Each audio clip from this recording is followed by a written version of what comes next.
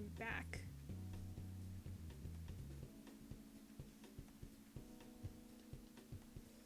It is time to finally finish this. Oops.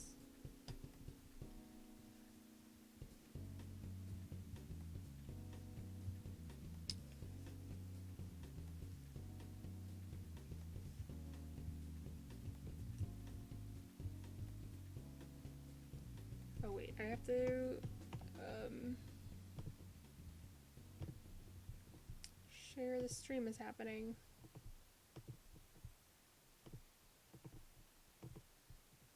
Always forget to do that.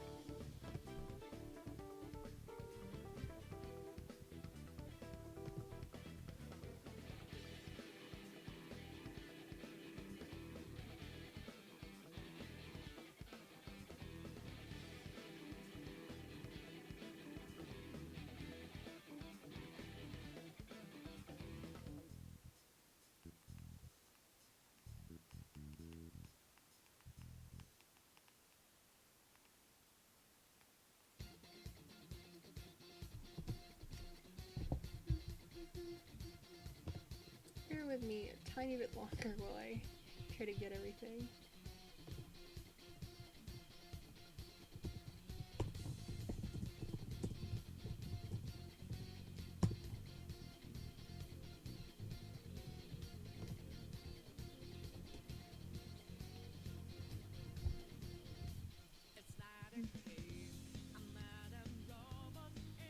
But yeah, I won't get a chance to play Persona 5 Royal until next week, because that's when my brother's dropping off the PS4, which is fine. Better he stay safe and everything. He's waiting 14 days, like he hasn't really been anywhere, but he just wants to make sure, because it's been 14 days since he's last been to work, or at that point.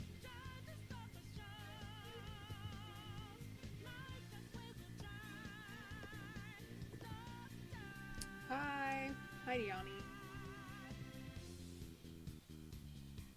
I'm just finishing up, oh, hi, Cam.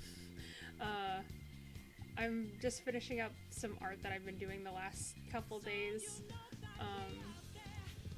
because I haven't done a lot of art that I'm very proud of lately, so I kind of wanted to make something just nice, and then later, because I suspect I'm going to get this done before 8 o'clock, I'm going to be doing more Persona stuff, more art. Specifically, I'm going to be drawing Goro in like my OC universe. So he's going to have all wings, and it's going to be cool, and he's going to be wearing a ridiculous uniform that makes absolutely no sense because it was designed by me, someone who just wanted to make like really stupid uniforms, I guess.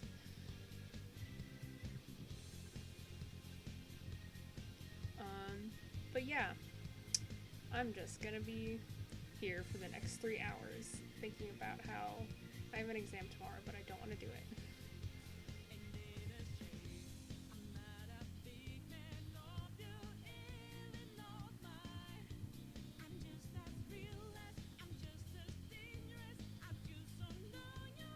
So how is everyone's social isolation been going?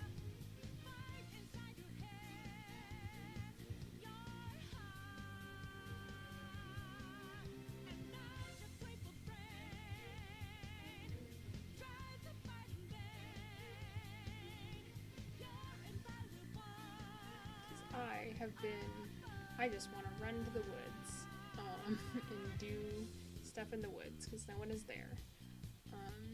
But my mom thinks it's unsafe, so I will not be going into the woods.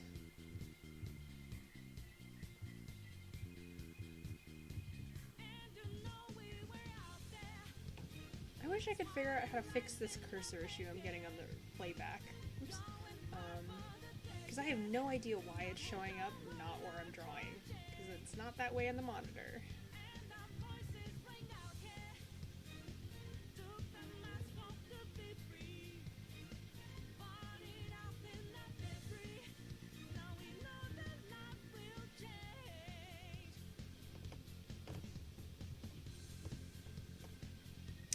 Yeah, hopefully it won't be too bad down the line. Hopefully it doesn't get any worse.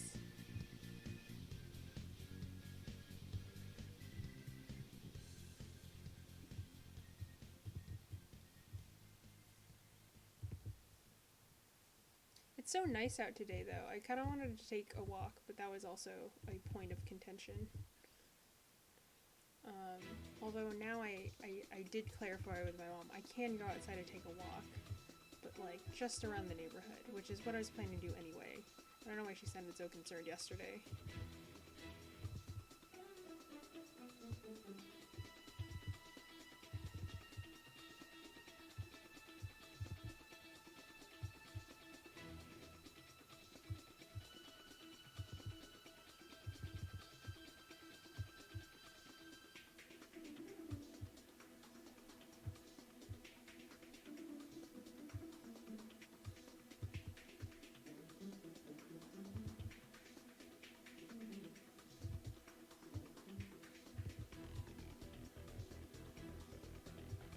I feel like today is gonna be kind of like the more boring of the streams because a lot of it's just like cleaning stuff up that I did already and then drawing these stupid roses that I can't believe I decided to include in this picture.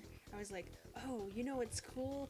Roses, because Kasumi has like a rose, she has like this whole flower theme, and she has like a rose on her belt. Roses are not fun to draw. They have never been fun to draw. I don't even know I'm rendering this part because it's going to be hidden, but I feel like I should, just in case I get rid of some of the roses, which is a high probability because I don't want to draw them.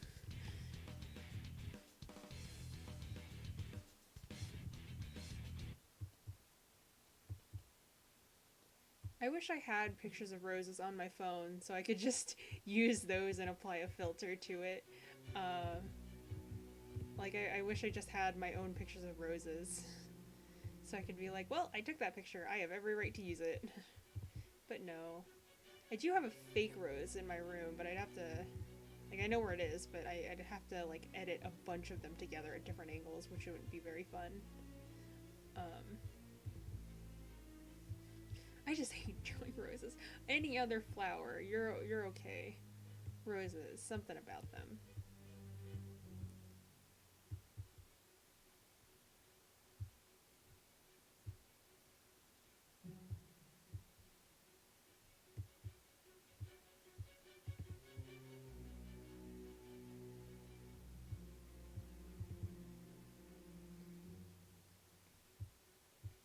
So what have you... Oh, hi! What have all of you been doing to make yourself not bored? Because you can see I am here streaming. That's how I decided to... that's how I decided to spend my time, I guess.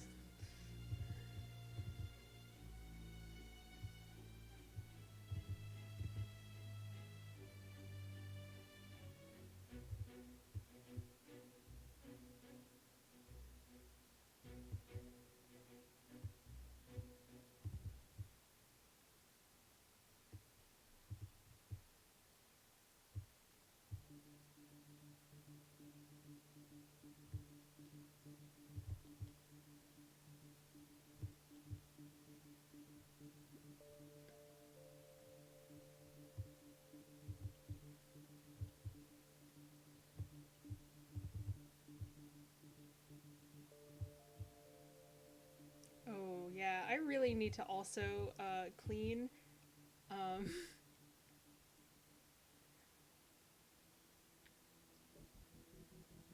Yeah, I need to clean my room. That literally, as soon as I got the all clear of like, oh, by the way, you're gonna be staying home for the rest of the semester, I was like, I need to clean my room. And then I started, I like pulled up all the junk that was just like laying around. I put in one giant pile. It's still in that giant pile. At least it's in like one location though, so I can still like step around it. But it does make accessing my closet very annoying because it's right in front of the closet.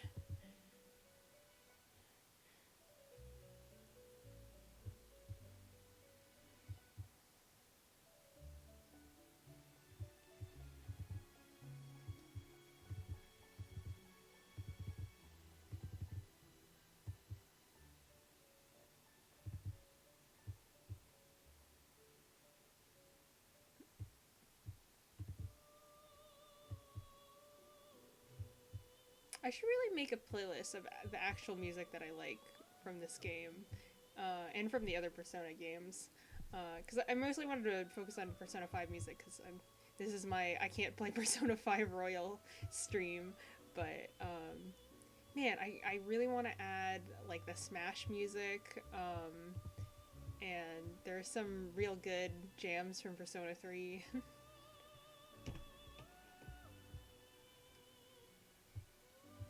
I swear, I do that every single time. I'm like, I want to clean something, um, but then the problem is I get tired after like only like not after too long. I'm starting it, and I'm just like, I just want to go to sleep every single time.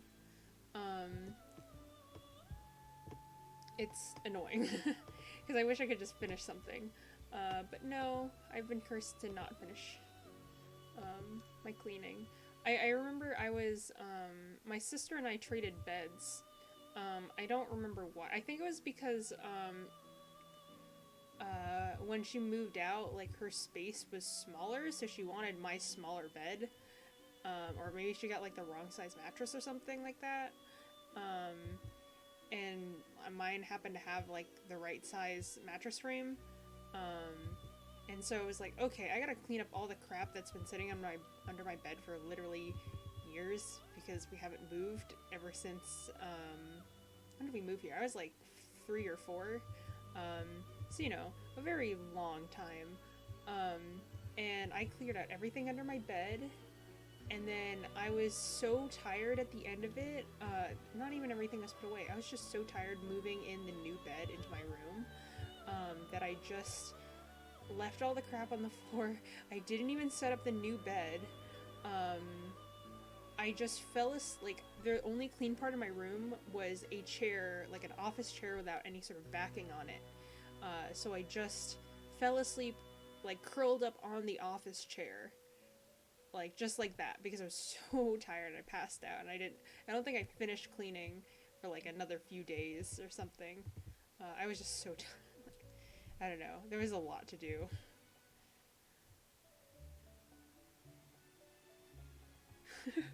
Oh I love the Velvet Room music.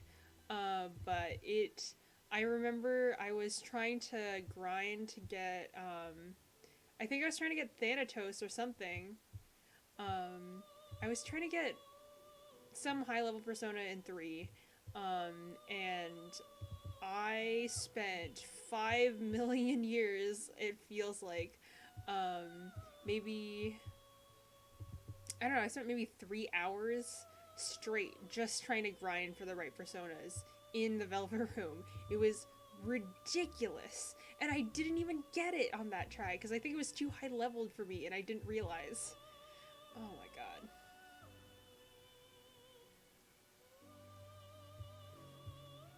Yep, I don't get tired of some of the music from Persona, but when you have to listen to it for like a certain amount of time straight, it's obnoxious. Like, I love Mass Destruction. I listened to Mass Destruction for I don't know how many hours playing 3, but the problem is, um, if I had to listen to Mass Destruction in game for like 50 years, it feels like, I probably wouldn't have enjoyed it as much.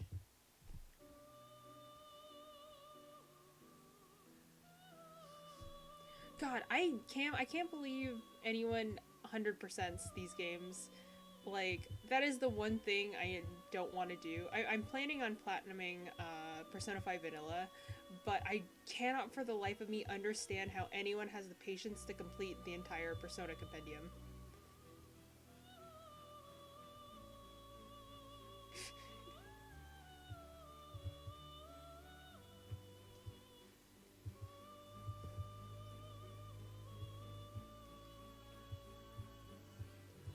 I don't know. I thought it's kind of ridiculous like how much time people put in these games. Yeah. I kind of wish with each game, like, they had an updated Velvet Room theme. Maybe they do update it a little bit, but I wish it was, you know, maybe the new Velvet Room in Persona 5 was a little jazzier. That'd be cool. Like, if the new Velvet Room theme could always reflect the game that it's in and the style of music. Um, oh, yay, now the Velvet Room theme's over. We can listen to uh, the most classic song in this game.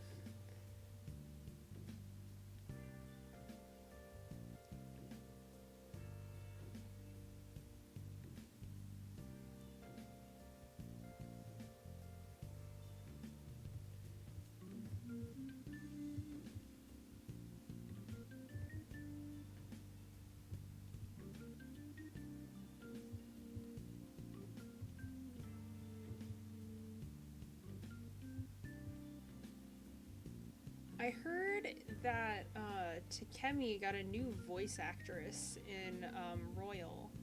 Um, I don't know how I feel about that. I kind of really like her original English voice. Kind of got this very, it's very low key, very I don't know how to describe it. I don't want to say like it sounds very mature because she's an adult. She's supposed to sound mature, but um, I don't know. I just like the sort of her voice. I'm not a voice director or anything or know much about voice acting, so I can't really point out the certain vocal characteristics that I enjoyed about it in great detail.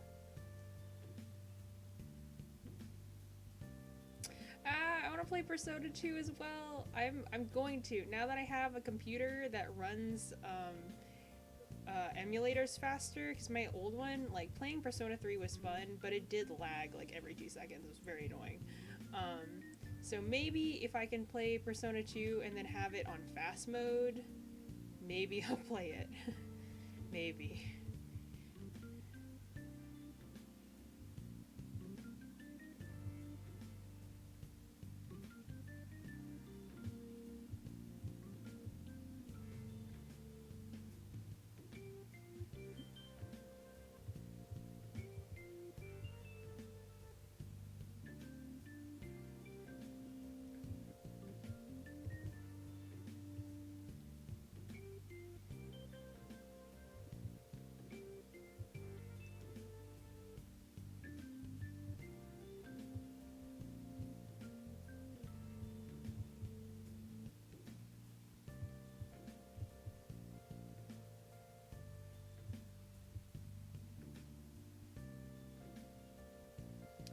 Yeah, I really need to finish playing Persona 2. I feel like I like all the characters in Persona 2. It's just the problem of actually playing it is so annoying.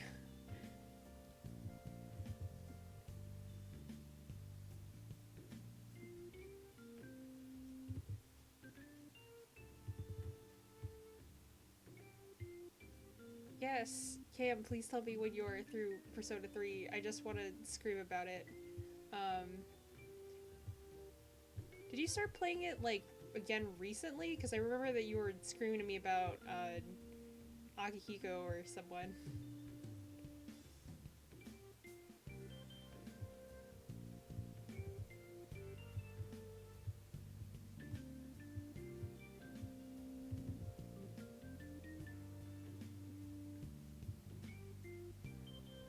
Yep, random encounters are so annoying in Persona. I'm so glad we don't have random encounters anymore.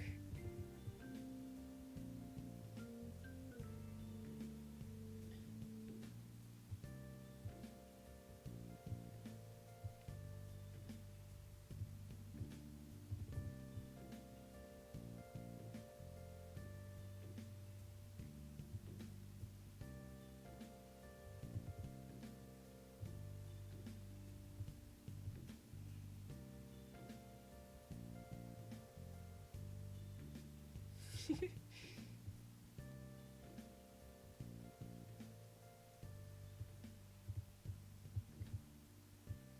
you play Persona 3 before Cam, or were you was this your first time playing?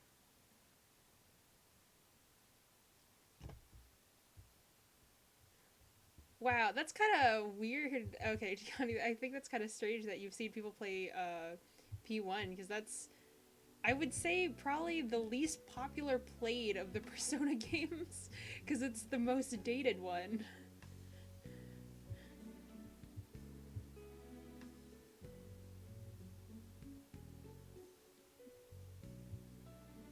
Wait, Cam, do you have all three versions of Persona 3?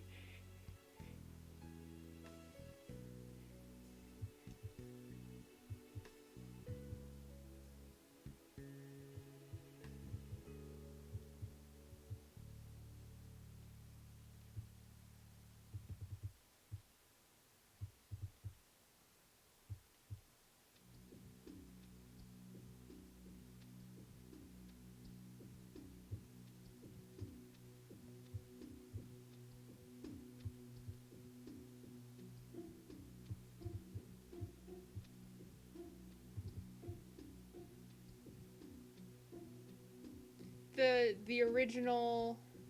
No, I meant, the three versions I meant were the original FES and P3P.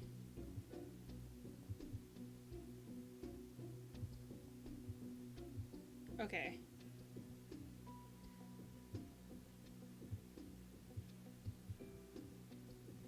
Yeah, I don't really see there's I don't know if they changed anything too drastic in Persona 3 Fest, but I really don't see a reason to play the original anymore. Unless you just like the music from the original and for some reason don't want to. Because I'm pretty sure they have all the original music in Portable, and at that point you have Party Control, which is just objectively way better. um, so I feel like the original is kind of a moot point. Like there's no reason to play it.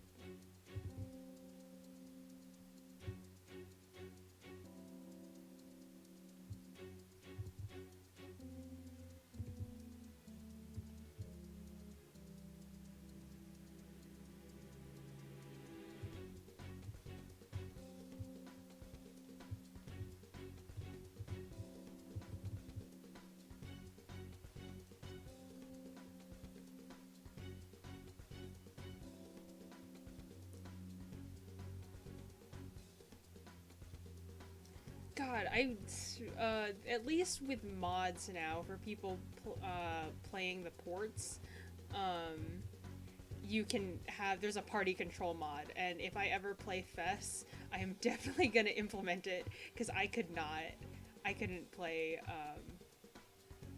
I couldn't play Fess without party control because the only reason I play Fess is for the answer, um, and I don't want to.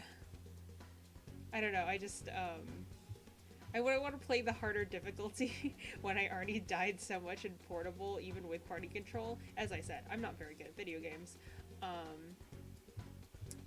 So I feel like taking away party control and increasing the difficulty would just be too much for me.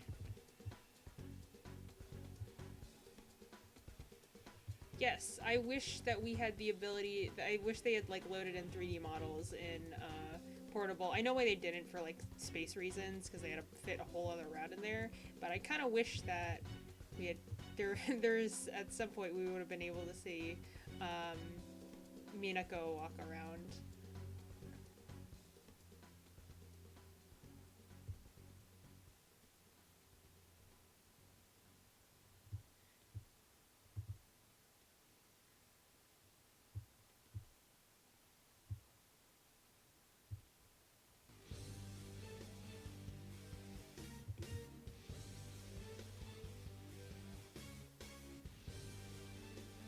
I think it's 1T in Metis because it's the Greek.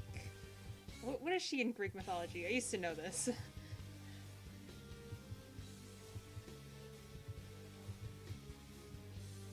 Wait, Is she like an object? I don't remember what Metis was supposed to be. Because I know that Aegis and Labrys are named after a shield and then some sort of weapon.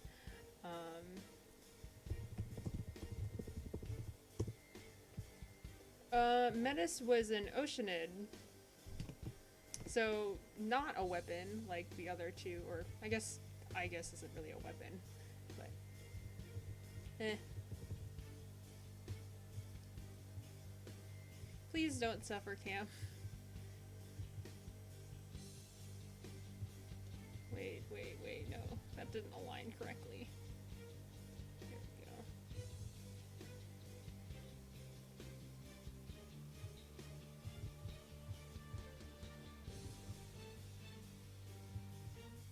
God, listening to this track kind of makes me think, like, I really want to see Kasumi's Persona Awakening real bad. But I bet it's probably not gonna happen until the late game, so, I'm all sad. I'm a little confused, because it seems like, okay, this is based on trailer stuff, so, like, mute if you don't want to hear things about the trailers. But it seems like you see Kasumi awaken to her persona, but in the original trailer that Kasumi was revealed as to be part of the Phantom Thieves, it kind of looks like she just shows up. Like, I guess she separates and then shows back up? I don't know. It kind of looks like she wasn't with the party by the time the first trailer came around. But, you know, she awakens with them.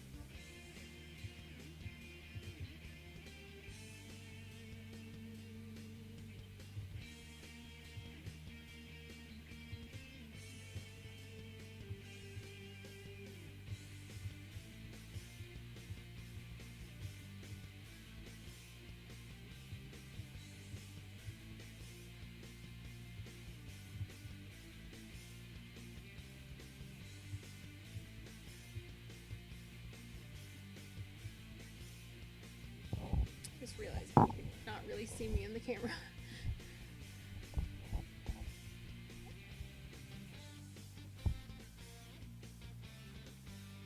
Okay, yeah, thank you for letting me discover it on my own.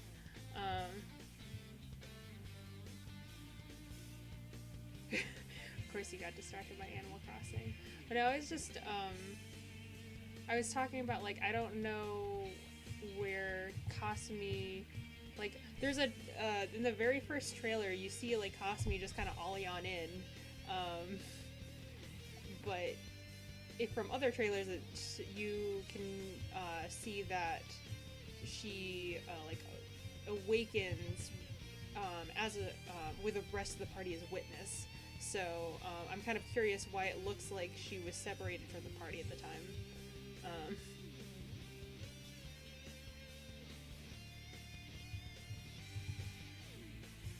Yeah. Man, I really want to play Animal Crossing again. I'm clearing out one of my SD cards that I used for my old phone so I can hopefully have Animal Crossing installed again without having to uninstall Breath of the Wild. Because Breath of the Wild took 15 whole hours to reinstall, and I have no idea why.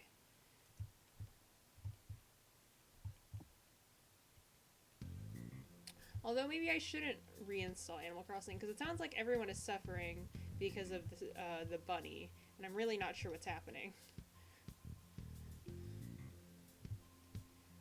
Although it does sound kind of annoying because apparently everyone's starting to like fish and like shake trees and pop balloons, but they keep being eggs, which I can definitely see is really annoying because all I want to do is collect bugs and fish.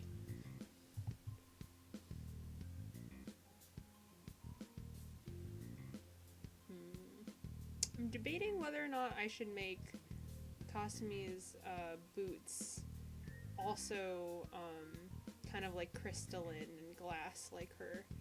The top. Everything is an egg.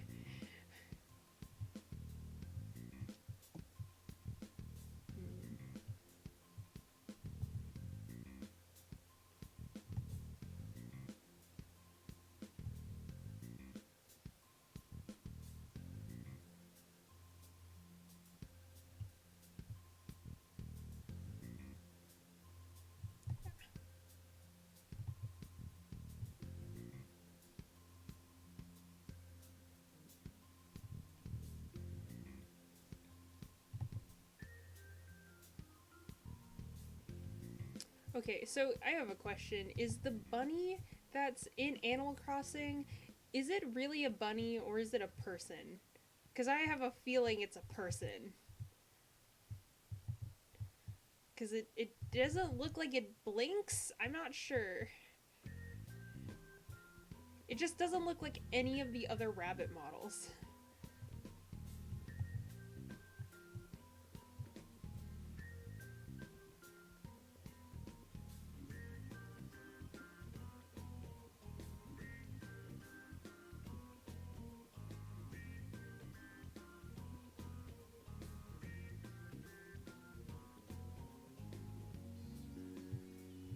Yeah. They're cute. It does blink. Okay, well, he also consider this. There are very smart people who have been able to make like fursuits and things like that that blink. Um like shoot, what was their name? There's a cosplayer that I follow. And they made a Mewtwo cosplay and it blinks and the eyes glow and everything like that. It's very good. Um It's possible to make these suits, and they have fully functioning faces.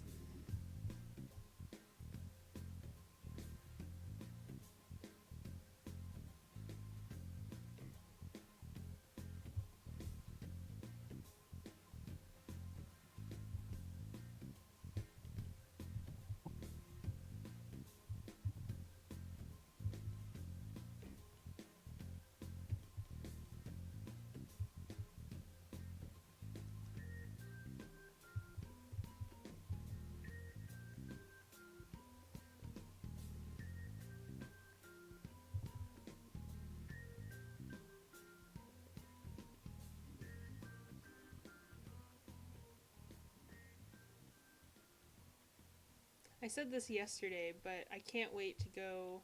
Listening to this song, I'm thinking like, man, I can't wait to go and punch Kamoshida again.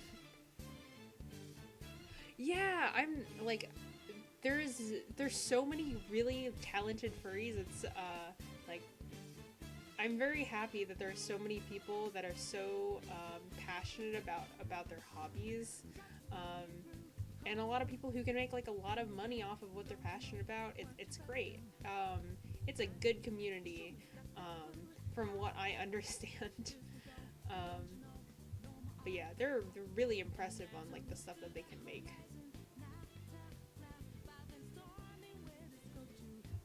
In the cosplay server I'm in, we were talking about like how much does um, like commissioning a fursuit cost, and like I could imagine thousands upon thousands of dollars because they're supposed to be really high quality and that lasts you a long time.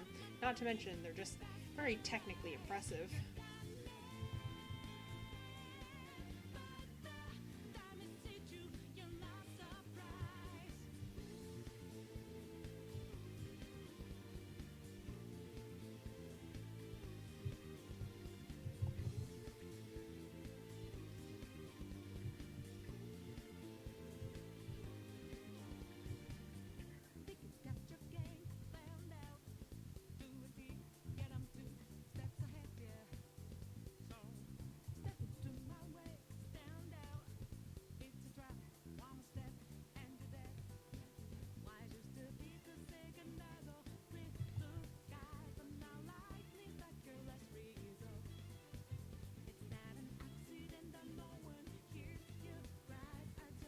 Yeah.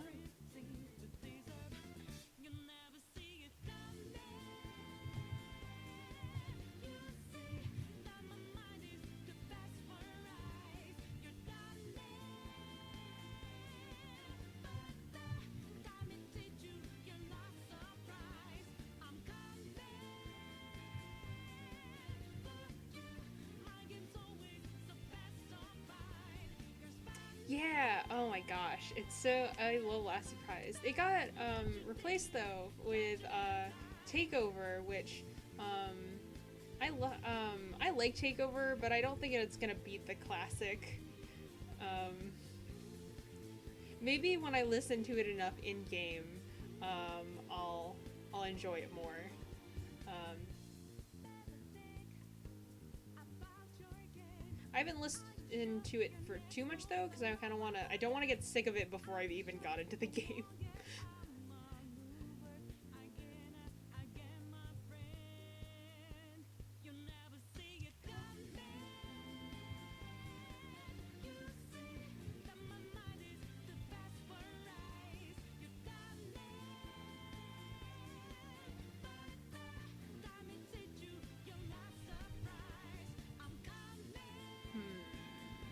Trying to think, is there anything? Now that I'm done with the hair, I don't think there's anything else I really need to do. I guess I can fix up the ribbon, but I don't really know what I should do with that.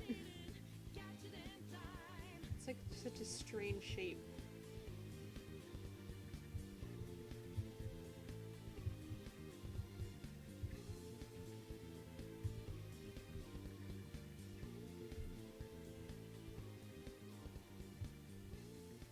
Oh, okay. Yeah, I'll probably be switching around a lot of the music too, because of all the DLC, costume DLC being free. So I'll probably just switch Joker into different costumes if I get tired of the music.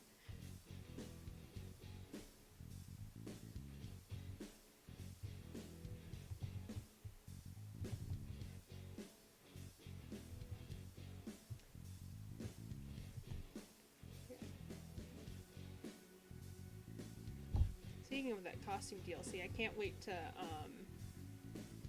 put Yusuke in the C's costume, and then I can pretend I'm still playing Persona 3. I think I'm gonna try going with a different team that I did last time I played, because I switched around a lot, but I would say my main team was, it was on Yusuke, and then the third member would sometimes switch around. I never really used Ryuji. I felt bad. So maybe I'll try using him this run. Oh, on Yusuke and Makoto were my main team.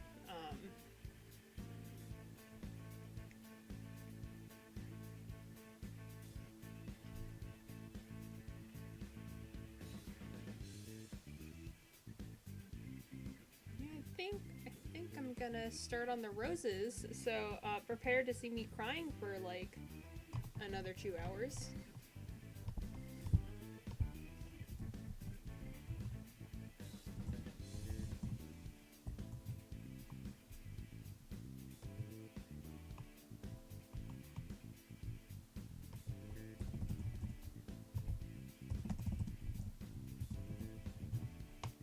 I drew roses at one point for my sister's birthday card. I have no idea how I did it. Okay, well, I think I'm just gonna vaguely make rose shapes until they make sense.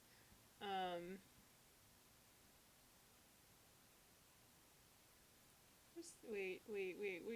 Where did I put? There it is. Okay.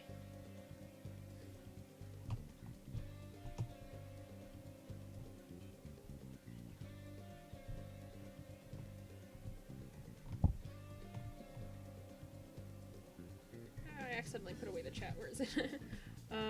Yeah.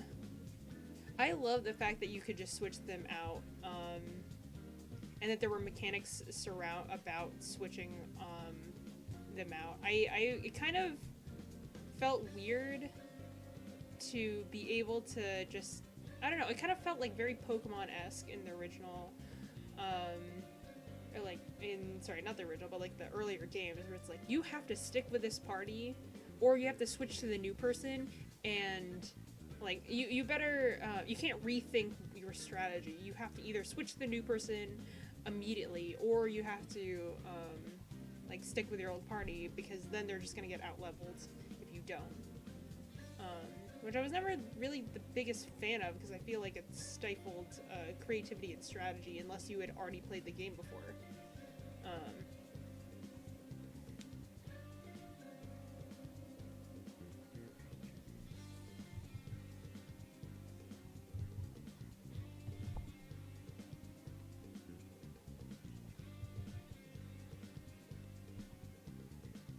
Let everyone slap the boss at least once.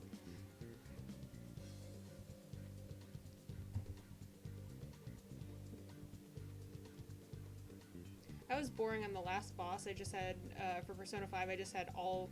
It was I called it the cute girl squad, and I just had all the girls on the team. But it was also just because I don't remember. I think when I originally beat the game, I was having trouble or something. I couldn't get Oh no, that was when I was replaying it on hard. I like couldn't do it. And then I switched out Haru, and then I could. So I was like, okay, cute girl squad.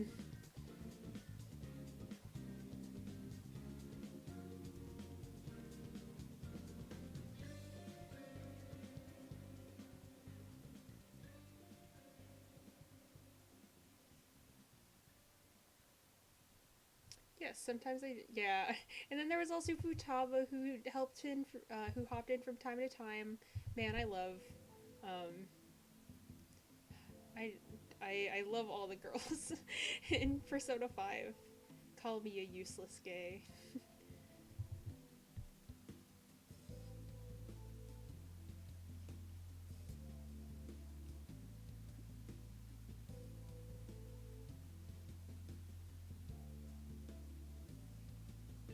Oh, rip. Oh no. I had a problem. Consistently have a problem every time I refight the final boss for fun. I keep forgetting to heal because I keep forgetting my save doesn't have any heals on it. Or not that it doesn't have any heals. I didn't fully heal everyone up before I saved, and I never remember to save after I heal everyone up again. Um, so I'm just like perpetually like keep entering the boss fight, and then it's like, oh, by the way, you are not prepared for it because everyone is about to die. You have no SP.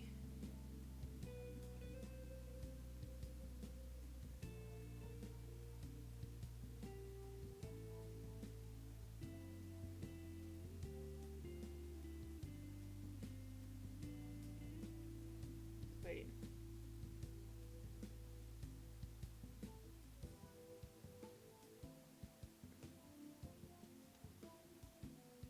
Did I forget where this...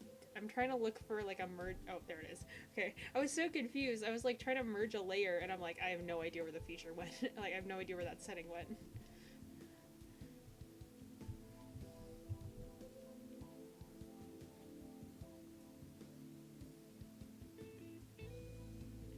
Oh yeah, oh my god, consistently I keep finishing Persona really, really late. I'm hoping that will not be the same with Royal. um, I mean, I guess it matters less. My, like, sleep schedule has switched from, like, 6 p.m. to, like, 12 a.m. to now I'm sleeping at 2 a.m. to waking up at 10 a.m.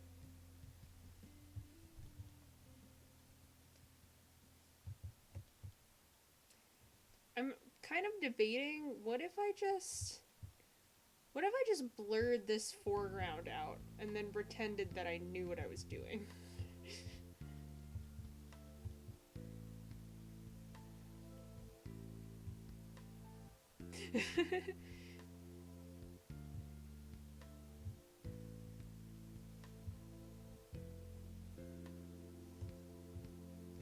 That reminds me, speaking of covering an art later with girls, I have a back when I was originally in like 2018, when I was applying to my first Persona zine in like, I don't know, over a year.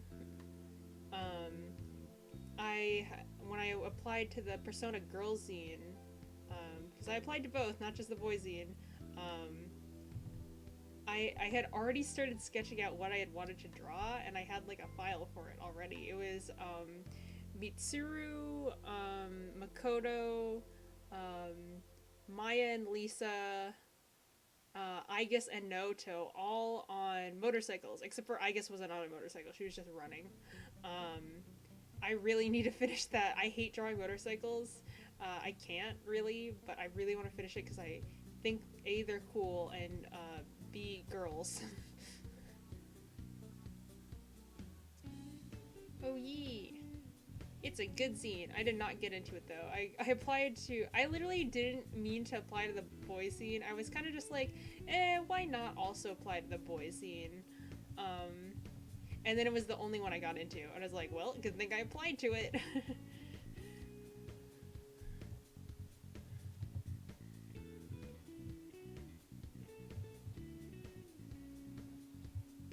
Yeah, that was a fun zine experience. That's where I met Rin and Soren and everyone. Um, and that's how I ended up going to soccer. I still can't get over that. I got into that zine kind of, just like kind of applied to it on a whim, and then it went into a whole like chain of events. I don't think I would be as invested in cosplay, and just like so many other things, um, or have done a lot of other things in my life if I didn't end up getting into that zine and then making a bunch of more friends who were into Persona. Um, I wouldn't have met UCam because we had met in a server that Soren made. So yeah, there's a lot of. I treasure that zine dearly because of how the butterfly effect of all the people I wouldn't have met and all the things I wouldn't have done. The whims of fate.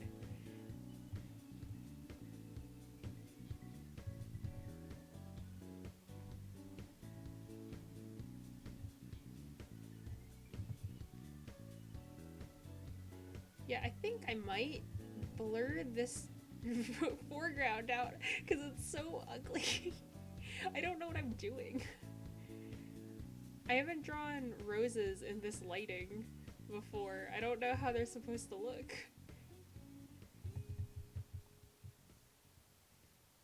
Yeah, oh yeah, Soren's Akashu chat that got bombarded by two spam bots like out of nowhere. It was like basically dead because no one was talking in it.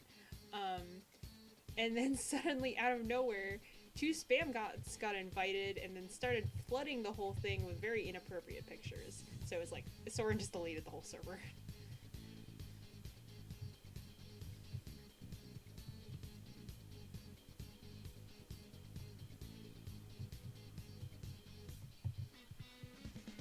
I keep meaning to start up a Persona server of my own, but I also don't want to invite people in Persona that I don't know, so. And then basically everyone I know who's in Persona already is in one of the servers that I'm already in, so I'm like, well, no need to really start my own, because for the most part everyone can already talk to each other. Wait, you didn't even look at. Wow. Rip your Discord.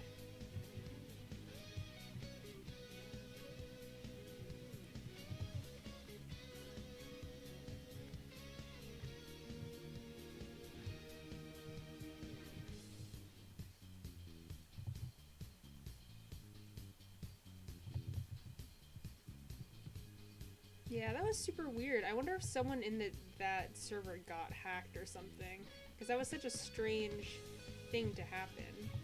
Um, I'm so confused. What layer am I drawing on?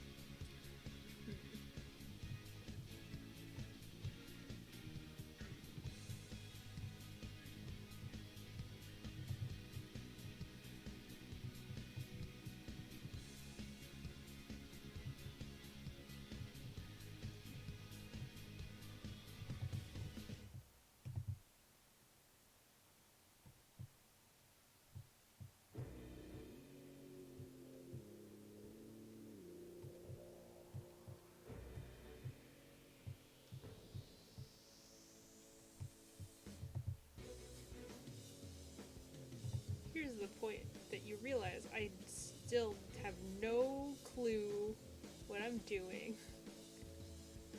I'm just trying to make it vaguely good enough that you could there's a suggestion of a flower for when I blur it.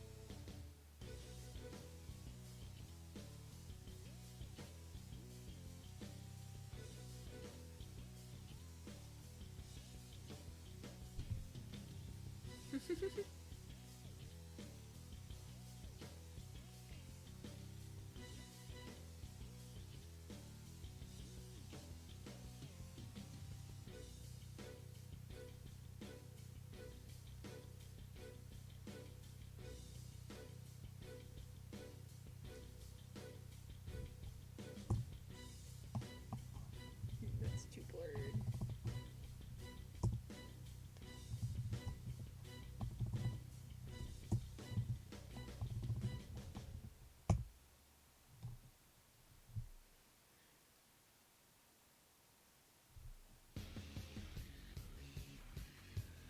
Yep, I call that good enough in terms of just blurring the thing. I have to make the petals that are closer a bit clearer though, because that's how this works. Although it would be helpful if my brush was a bit more than 1 pixel.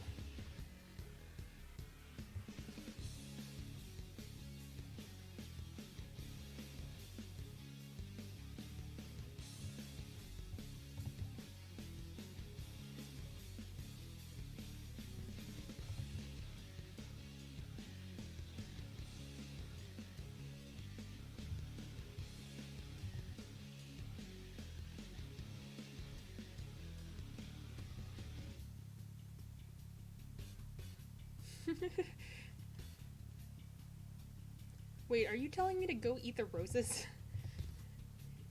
I'm not gonna lie, I keep given the color palette that I've chose, I kind of, every time I look at them, I kind of just want to eat fruit gushers. I want fruit gummy.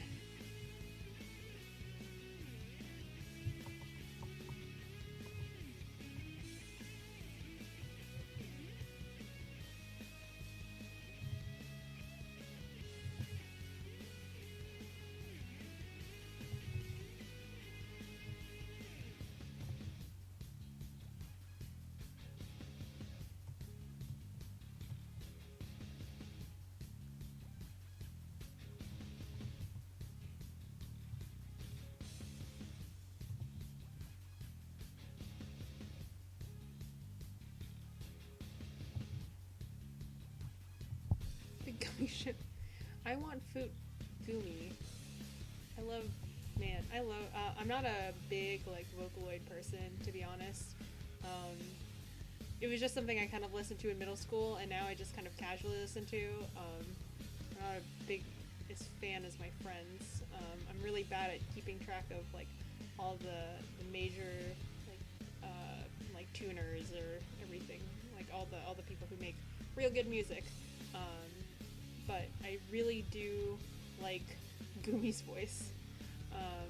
And all the people that I've seen do music for her, I really enjoyed their music, so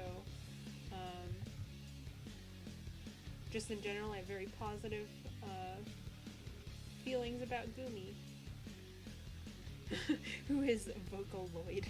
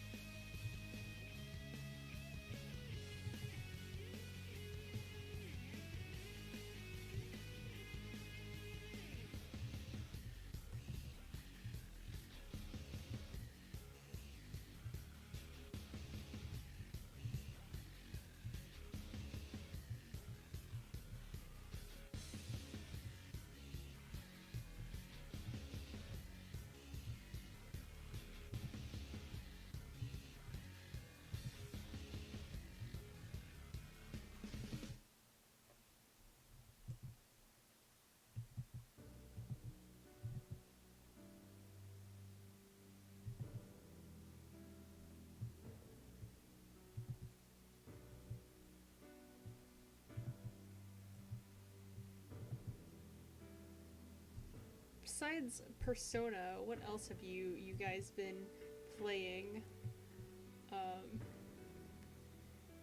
Because I don't know. I feel like I talk about Persona too much. My brother can just like tell now when I'm like, oh yeah, there's a video game I've been playing. Is like, is it Persona? It's like, yeah. Especially now, I'm gonna be playing. I'm probably finally gonna pick up Persona Q again after 5 million years, and Q2 because I just got my 3DS emulator working.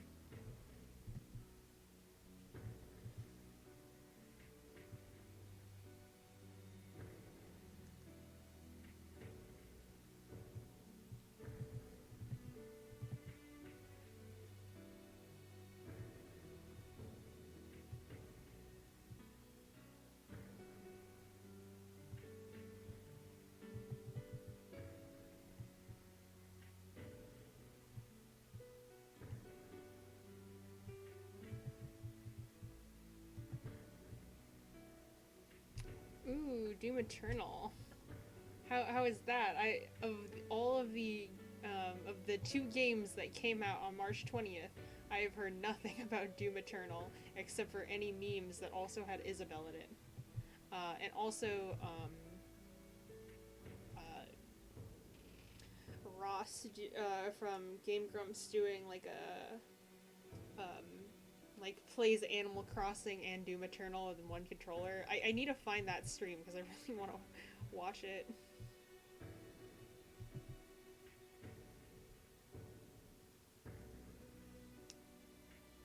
Oh yeah, the that is something that I'm probably gonna find really annoying is trying to keep track of everyone's persona.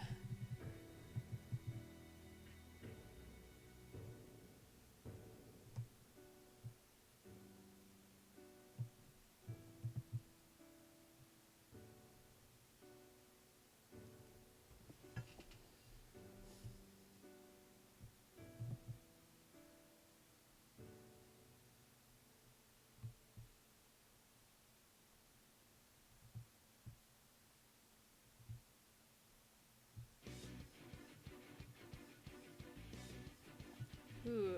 Oh yeah, FPS. That is probably a game I can't play then. I get motion sickness playing FPS. Which is so sad. I used to not have it as a kid. I used to be able to play FPS just fine. But as I got older, I can't even be in the same room as people playing FPS. I have to like look away if I am.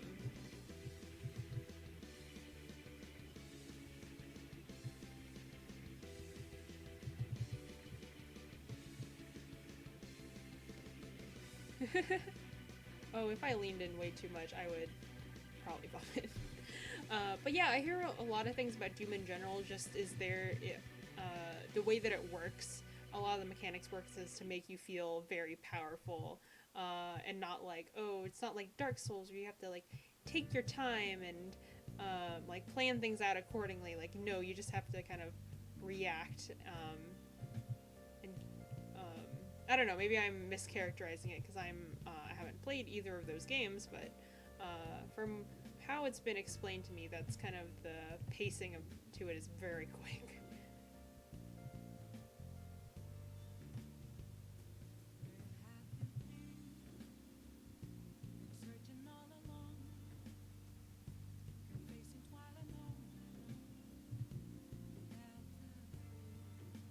Yeah, I'm so sad that I can't play FPS. I've been wanting to finish Portal for forever because I started playing it when I was I don't know, I was really young. Um, let's see. Geez, there's a lot of ways to die in Doom.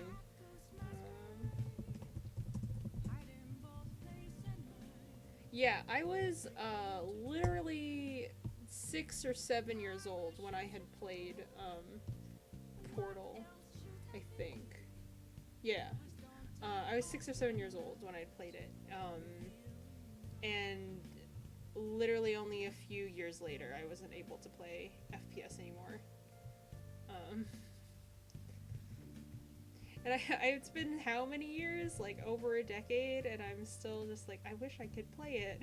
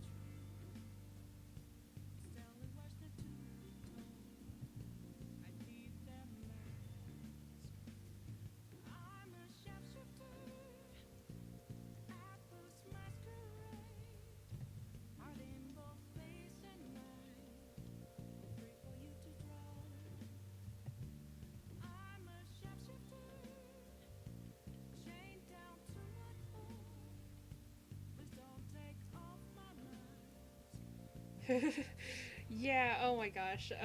Early 2000s memes weren't, they were something, weren't they? I used to make those jokes way too much, even, like, into middle school. Ugh. We were all young and didn't realize what meme culture would eventually evolve into.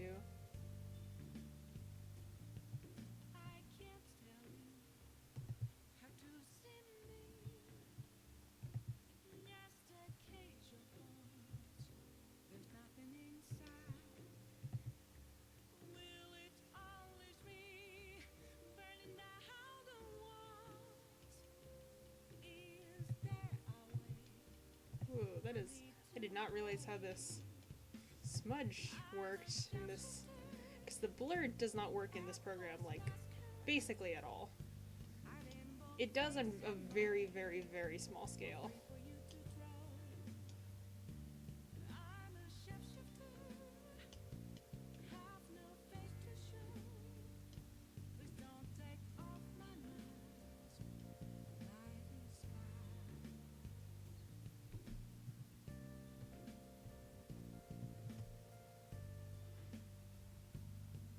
Yep, it's kind of ridiculous how fast memes die out. It's for someone who doesn't actually keep track of them.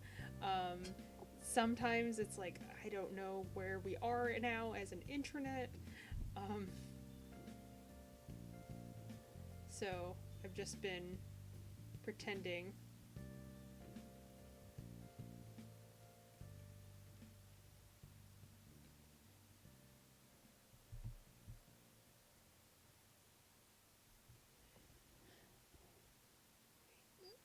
Okay, now I gotta do the other thing. Same thing on the other side.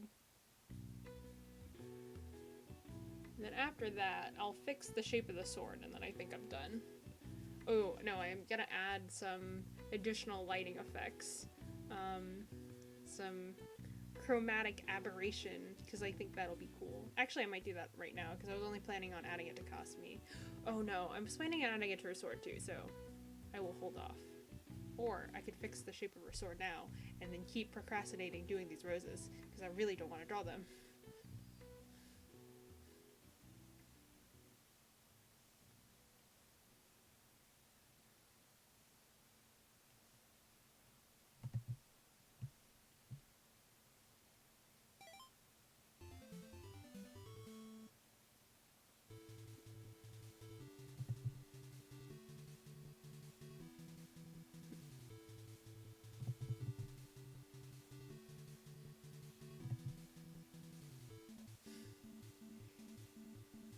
Yes, screw the roses, I really don't want to do them.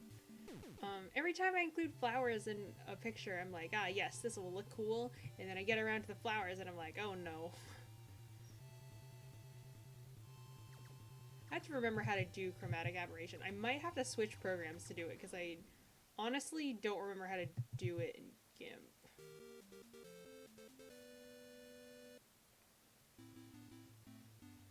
Wait, that looks weird.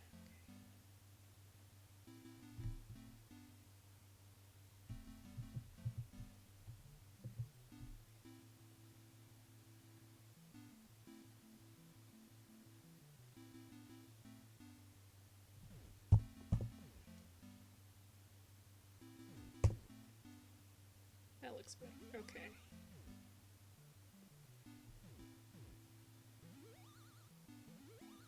Yeah.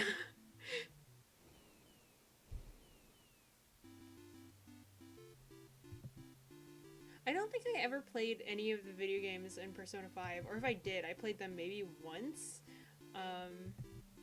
Because I was like, I don't know, they're all like reaction based things, I think, and I just wasn't good at them. So I was like, you know what? These don't give me enough of a skill bonus for me to want to play them.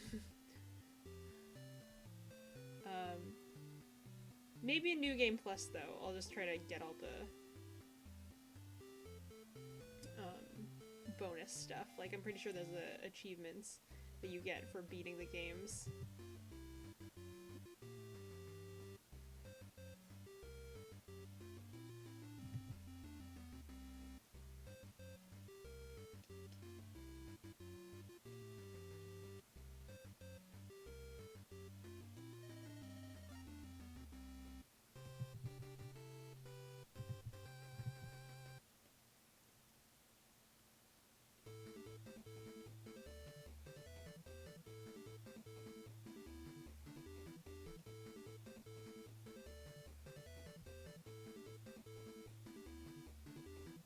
They really do. I've been playing some of the NES titles, or no, I've been playing the SNES titles on that are on the Switch Online library. That's basically just when I get bored, and it's very reminiscent of that.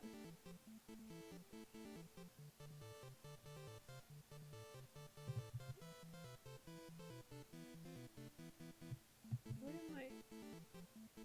Oh, I thought I was erasing, and I was like, what is happening? But I did it on paintbrush.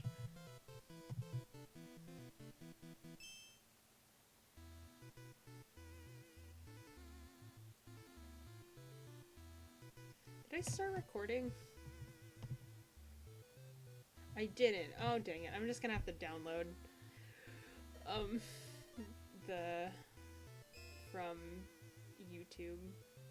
Which is gonna be annoying and take forever, but I'll do it.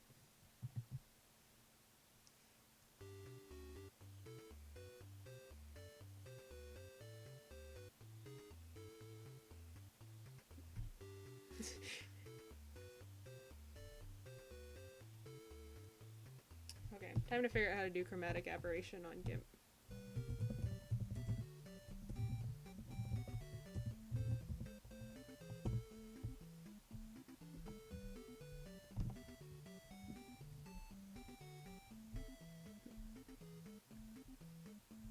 Oh my god, why does everyone have it on video?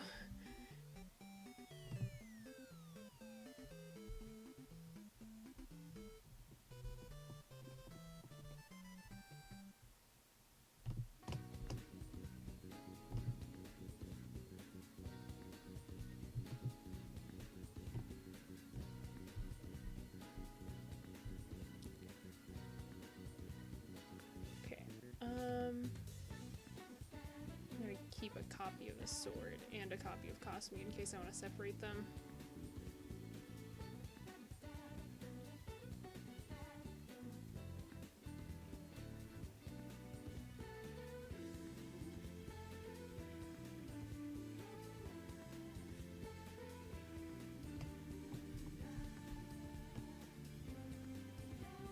Yeah, I wouldn't have an issue with video tutorials, but the problem is I'm streaming my desktop audio, so I wouldn't really want to just randomly stop in the middle and be like, okay, I'm just gonna have everyone listen to this tutorial.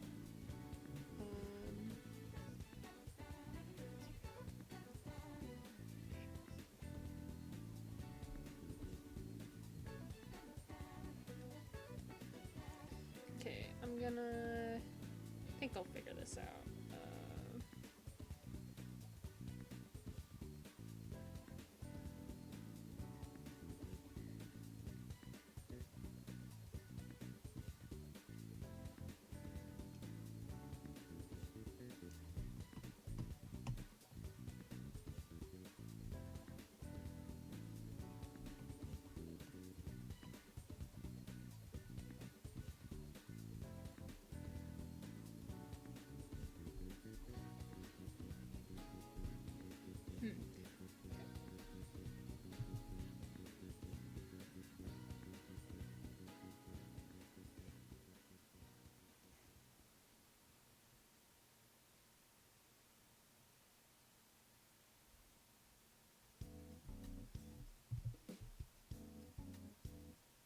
Okay, not what I wanted.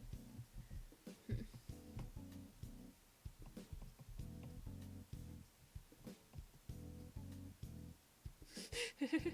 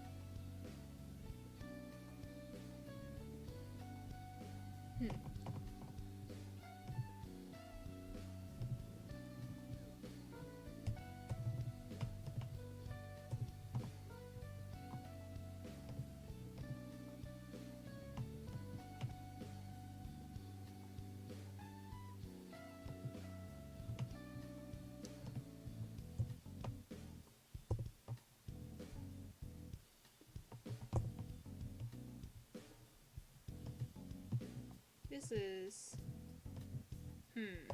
I'm a bit confused by this tutorial.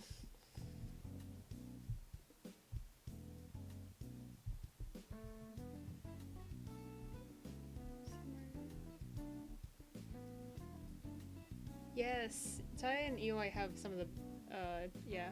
I feel like they probably have the best shop themes out of the entire series.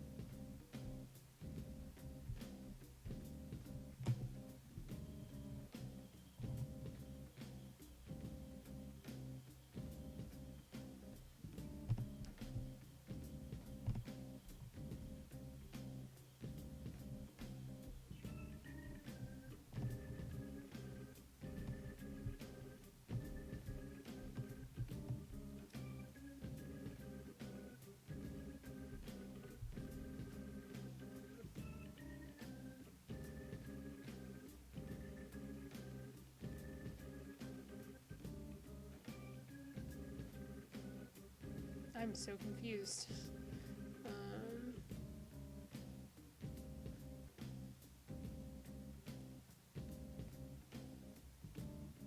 Oh, there we go. Okay, okay.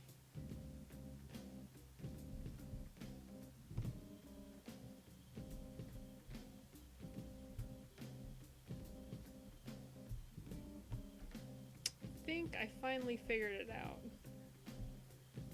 Except you can't see any of the dialogues that, or any of the like windows that I'm doing it, but I am doing things.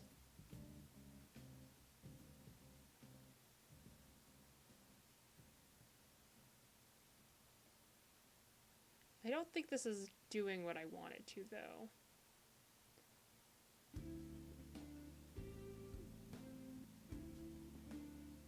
I think this is doing it for the whole image, not, that's annoying. I guess I'll do this afterwards. I don't think I can do chromatic aberration with just one layer, which is fine, I guess. Or I'll figure out how to do it in CSP, and then I'll switch over to that once I'm done. Like, I'll merge everything except for the stuff that I...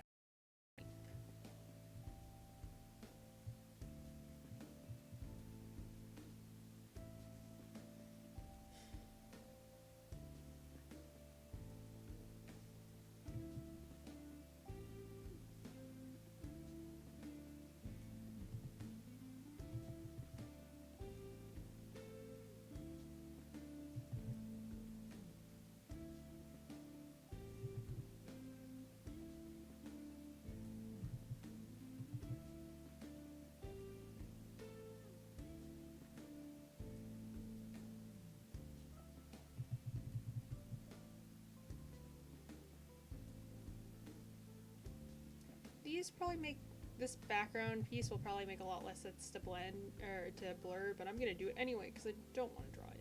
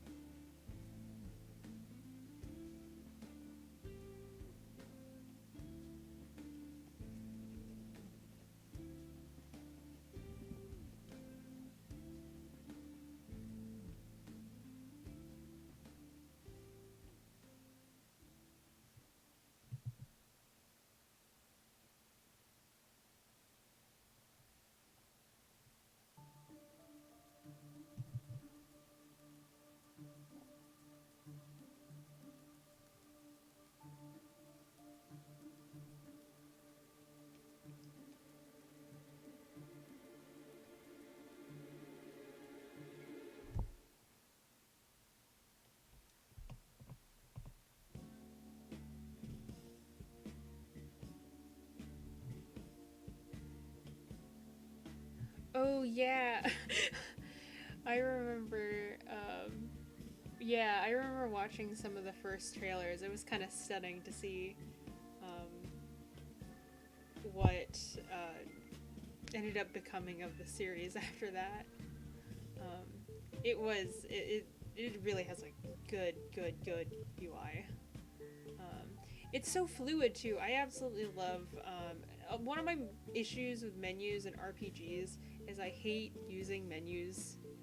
Um, like a lot of the interesting gameplay comes from making choices in those menus. It's about the choices themselves, but once the choices get so bogged down in these what is happening? Um, yeah, once all the choices get like so bogged down by the menus themselves that kind of it loses some of its appeal to me.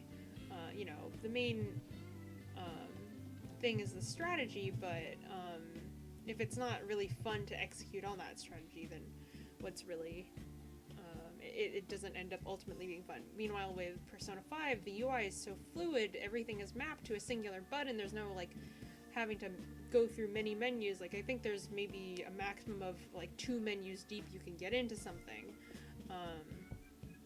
It's great. It's so easy to use. It took me a while to remember what everything mapped to because I was so used to using my keyboard playing Persona 3. So it was kind of weird. What? I'm so confused. What is happening here? Is this locked or something? I am genuinely very confused about why some of these pixels are not changing.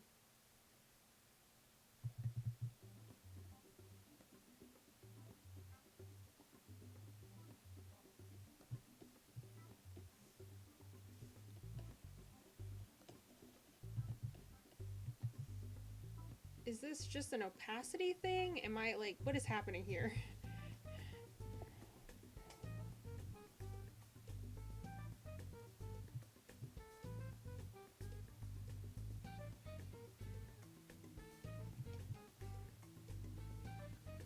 What? Is there something above it that's...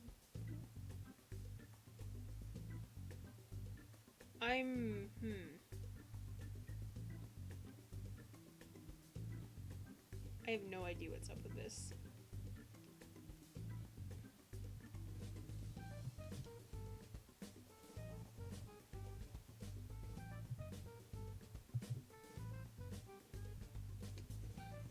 I don't know what's happening.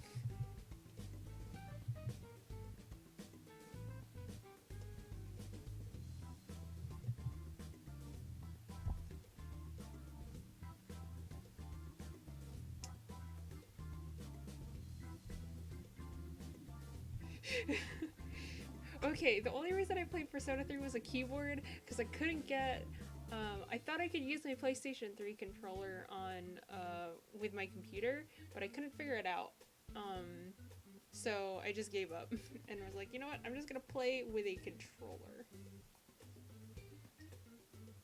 I'm genuinely so confused on what is happening right now. Did I mess with something? Did I... Like, is there...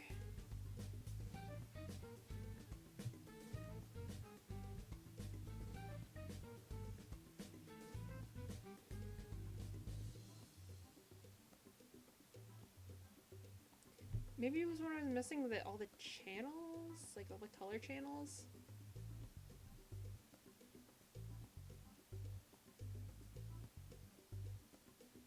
I'm just gonna not unselect that. Okay, there we go.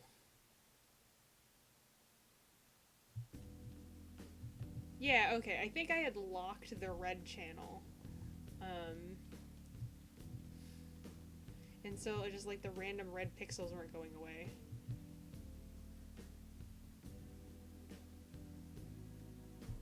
Yeah, I'm hoping that we still have some random Xbox controllers around here. Because my sister took the Xbox, but I know she sometimes forgets to take all of the games that when she's taken several of her consoles at this point because we just didn't use them. But I don't know if she took all the controllers. I hope she didn't because I would like to use them.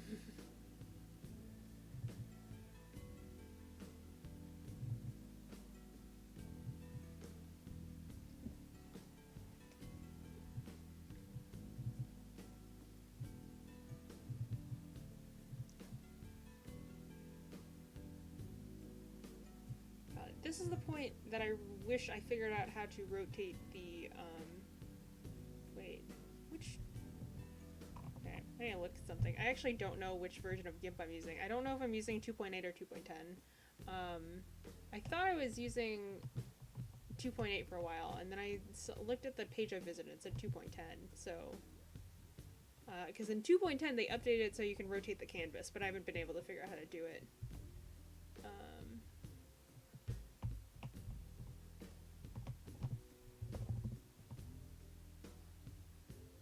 Okay, I have 2.8, which is okay, I guess.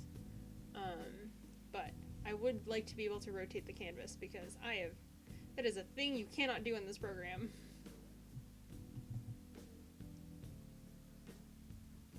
Yeah. I actually really like, the places, like the DualShocks, in terms of, like, feeling, but unfortunately, DualShock 3 just hates my computer, so.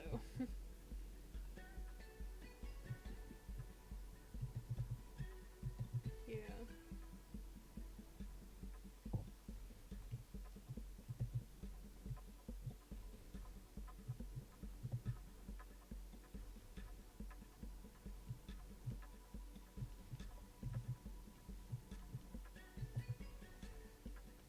Man, I was really gonna try putting, like, patience into this piece, so I was gonna render out every little detail and whatever, but I know I keep saying this, but roses are so bad.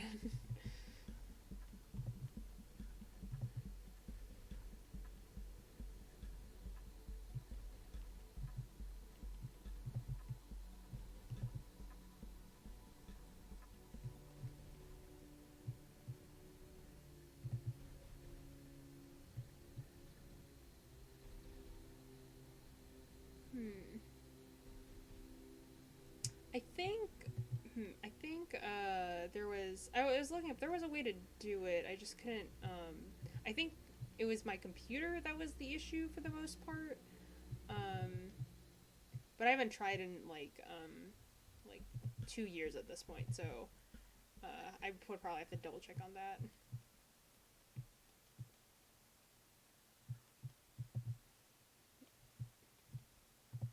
But it'd be nice. It would be nice if I could play Persona Q using using like an actual controller, and then just use my tablet as the touch screen.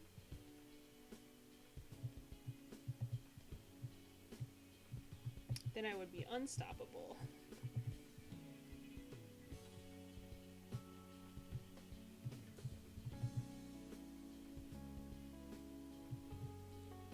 Oh my god, I could finally play Sun and Moon. I mean, I could now, but I guess,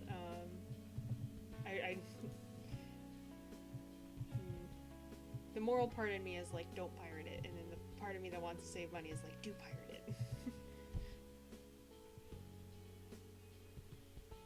Huh, weird. Yeah, I wonder what was up with, I wonder what specifically about the DualShock 3 was so strange.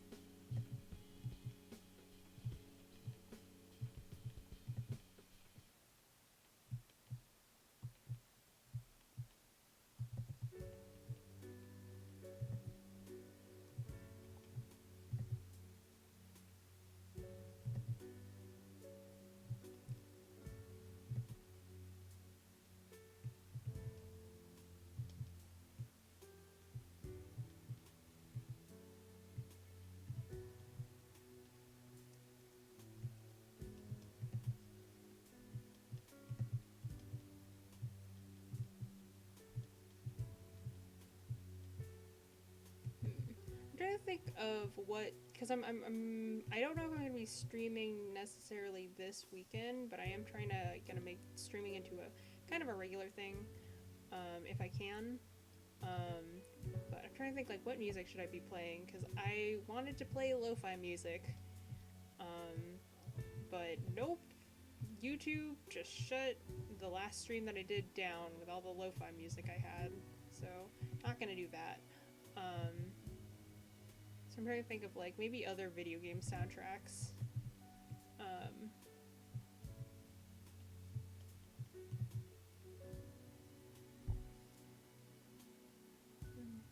yeah. Huh. Interesting. I'm not too. I've been really big on the like computer game and emulation scene for a while, because my computer was like my laptop was so bad, so I didn't really get a chance to explore too much into it. So it's kind of interesting to see how certain things work, and why they can't work with certain other programs. Um, Ooh, maybe though, maybe, because my brother is lending me his PS4, I can use his DualShock 4, plug it into my computer for when I'm playing PQ.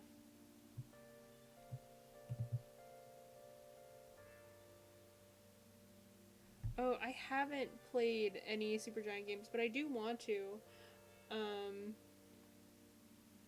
I keep seeing Hades everywhere because my friends like Hades, and I've definitely been meaning to play Transistor for a while. But fun fact, there's not that much I know about Hades except for I think it's a roguelite or a roguelike, either one. I don't know too much about the rogue genre. Dungeon crawler. And the main character looks like a like human car cat, or that's all I'm gonna say. It just reminds me of Homestuck. Um, yeah, you play as like the son of Hades, I think, Zagreus. There's not much I know. Yeah, there's a few people who are like, you gotta play Transistor. I'm like, I know, I keep meaning to. Um, it's on PC, right? Like I can now. I finally have Steam, so I can go and look at these games. It's great. I have a lot of games that I need to get around to playing. I need to finish Breath of the Wild. I need to. Stardew Valley is staring at me like you. Like I purchased it for me and Cam, and then we haven't really gotten around to playing it that much. Um,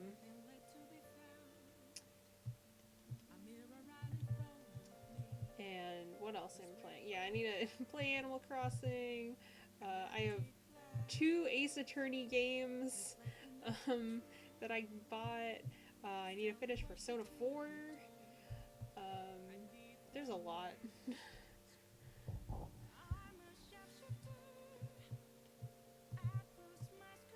Oh, I have Catherine too. Um,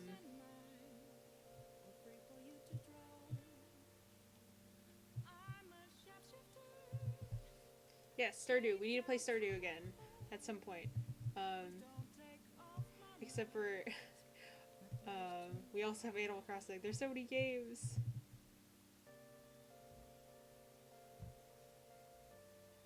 Oh yeah, I love Harvest Moon so much, and I just haven't gotten a chance to play any of the new ones, and I heard they weren't that good, so not planning on doing it anytime soon. So a lot of people are saying like Stardew is like, um, it captures the feel so well, and I'm like, I want to get into that. Oh, that's another thing. I need to finish my the very very first Harvest Moon game I ever played was A Wonderful Life. I still haven't finished it. And I played that when I was in elementary school. Ooh, maybe. I was thinking about streaming games, but I just currently don't have a lot of PC games. and I don't have a capture card, so it would be real annoying. But if I ever get a PC game that I'm actually can capture and play, and I think it'll be like fun. Maybe I could do Persona Q too, because that's already on my computer. I just need to figure out how I need to get more used to the controls before I would feel comfortable streaming it. Wait, there's a dedicated hum button. Aw. I need to. Oh, that's another thing. I need to play Mineral, like more Friends of Mineral Town, or just Mineral Town in general. Because here's a fun fact. I got that game. My parents and I visited the Philippines. I bought that game in the Philippines. Because I thought it would be compatible with my Harvest Moon game at home. But I got more Friends of Mineral Town. But I had the male version, A Wonderful Life. It didn't work. I was very sad. So I want to get. I want to like actually purchase a. Oh no! Wait. I was gonna say I wanted to purchase a Game Boy like the actual physical cartridge for Friends of Mineral Town. But then I remembered I don't have a Game Boy Advance anymore because it got stolen when my brother was borrowing it. I was very sad. And you can't hook it up with a DS, so.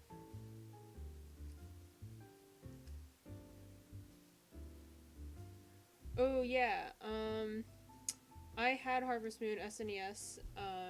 However, that was my sister's game, and it was on her old Wii, and that was one of the consoles she took. Because all the games on our old Wii were all purchased by her. She would like buy games for me, which now that I think about it, that was really nice of her. She would buy me games that we could play together. So she bought like a bunch of Zelda games, and then she just got Harvest Moon for herself. But then we just got a bunch of random WiiWare titles too. But now maybe I'll actually play it. Well, I shouldn't say I should get another game because that is I still have Stardew to play on my own save file and with Cam.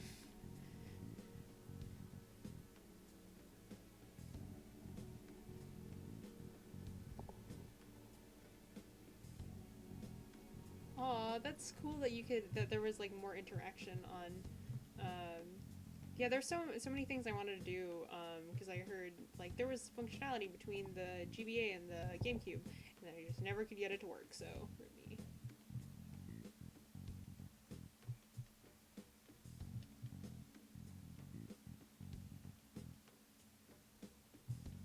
Wow, I'm actually zoning out. Kind of helped me render some of these.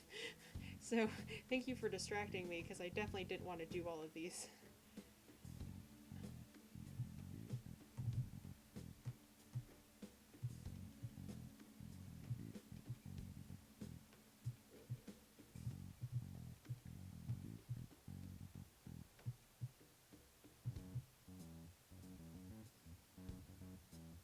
Yeah.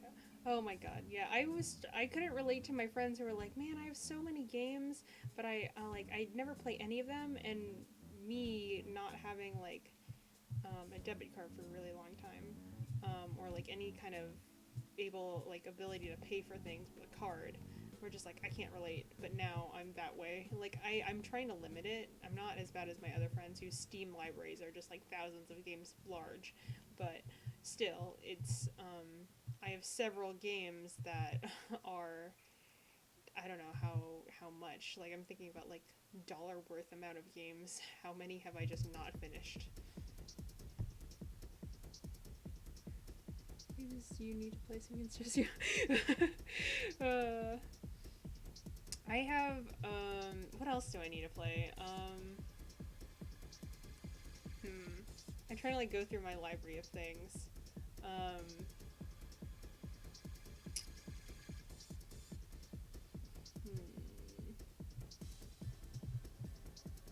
I need to play Triforce Heroes.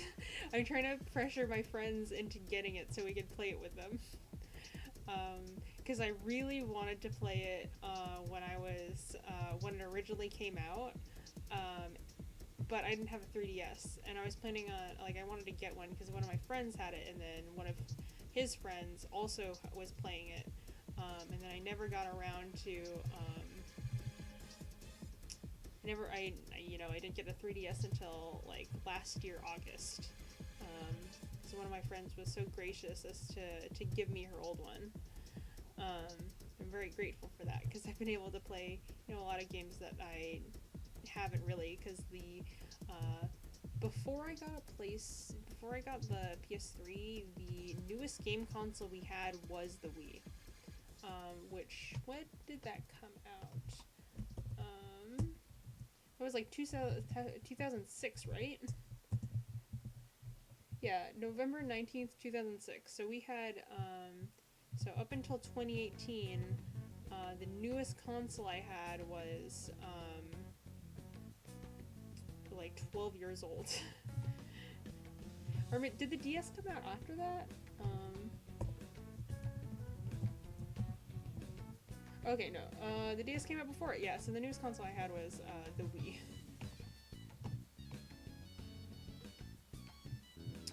Also, I need to get Ultimate, because I'm not a big fighting game person, but, Brawl was, one of my favorite games, growing up. I'm not good at it, but I feel Smash is so accessible. That's the thing that I love, is that even if you're not very good at the game, there's so many modes and just random things that you can do, and you won't be super frustrated. It's not like, it still feels fun even if you spam, compared to like other traditional fighting games where it has such like a high ceiling into, like playing at a level, like playing at the ideal level. Because like, yeah, you can play Smash competitively, and like watching the directs, they clearly care about their competitive scene because they talk about things that a lot of other people, like a lot of casuals, probably wouldn't be super invested in. But at the same time, like, it's still like it's so open. I played along with my friends when I was like really young, so and we still had a lot of fun. Oh yeah, hmm. I haven't gotten a chance to mess around with any of the DLC fighters past Joker, so I can't really speak too much on how good it feels to play, but that's interesting to see how even like really, I don't want to say like similar fighters necessarily, because I'm sure that people who actually play them can feel the difference, but from a surface level at least, they seem similar in a way. How different they can really be. That being said, me getting Ultimate, I am gonna get the Fighter's Pass, or the first Fighter's Pass at least. I don't think I will main Joker in any way. I love playing as Joker because it's fun, but it's actually very, very, very hard to use him. I'm not good with characters that move quickly. I have enough time enough difficulty trying to react to things that are happening on screen, that I can't also have like my character moving super quickly.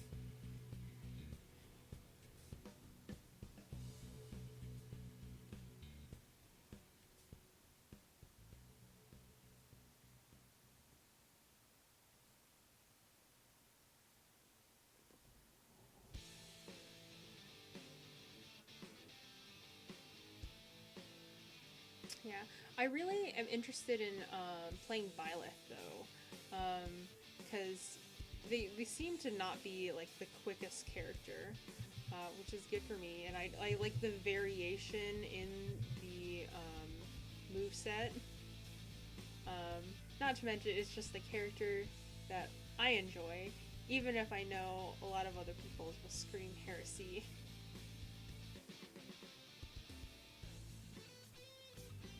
I wasn't actually that excited for Byleth to get into Smash because I'm just like, really? Another? Like, I don't want to be like another Fire Emblem character, because obviously people care about the game. But I was just kind of surprised that it was so new. And I didn't even notice that everyone was third party beforehand, so it wasn't even like, man, they didn't finish off on a third party character. I just like wasn't super invested in having Byleth in Smash. And then I saw Byleth in Smash, I was like, never mind, I like this. I don't know.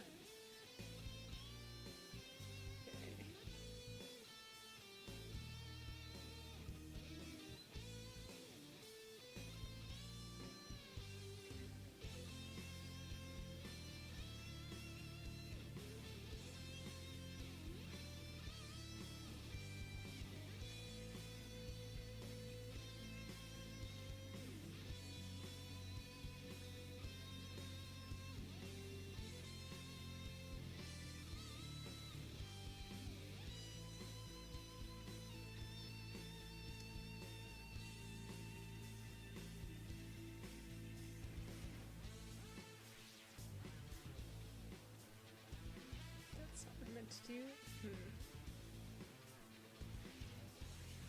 Oh, that is. Definitely not what I was intending. Yeah, that's the problem. I feel like Byleth, it felt whatever to have Byleth to be the finale. I'm glad they announced the second Fighter's Pass, though, because I don't feel like people would have really... I feel like people would have felt so meh about that. I know people were already angry and just like whatever with Byleth being in Smash. But I was kind of just expecting like a grand finale, and then there wasn't.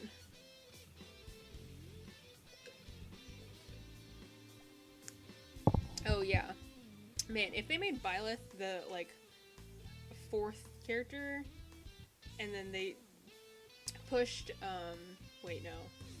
I'm trying to remember which one was Banjo and Kazooie. If they had switched Byleth and Banjo and Kazooie, I probably would have like lost it.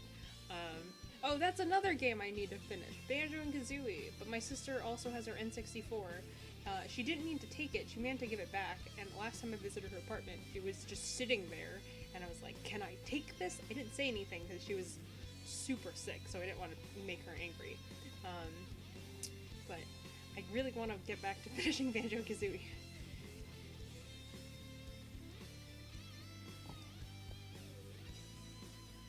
Yeah, I hope the next pass, they'll get all, like, obviously Byleth is kind of the shill character, and I'm like, okay, I'm fine with that. It was still, like, there's a lot of people who are excited for Byleth in there, and now I'm really excited for Byleth being in there. But I kind of hope that now they're like, okay, we've pushed Fire Emblem this time. We can now go back to having all the, like, really cool, interesting characters.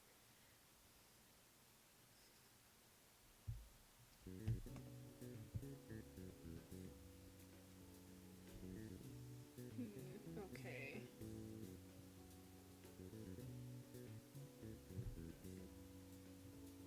I feel like there's something missing. I guess I'm gonna do the chromatic aberration, then I'm gonna figure out the lighting effects that I'm doing. Man, I thought I would maybe be able to get to the second drawing that I wanted to do today, but if not, I guess I'll just start sketching it, and then if we still have time.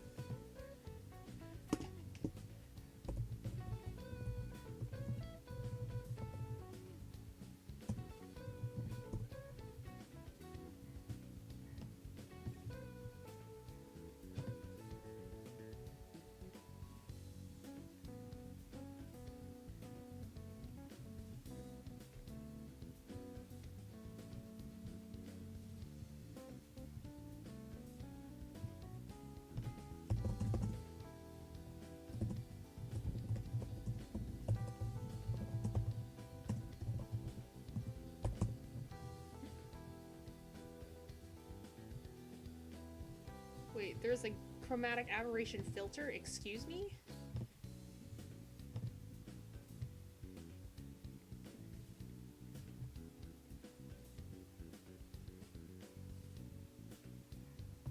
Okay, wait, okay, forgive me, I'm gonna watch this video, but I'm gonna mute it.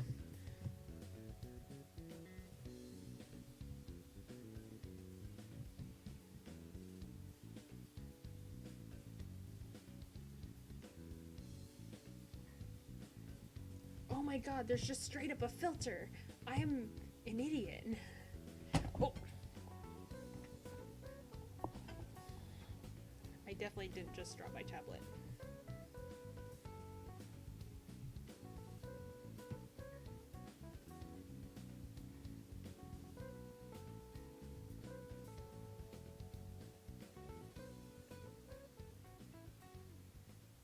Wait a minute.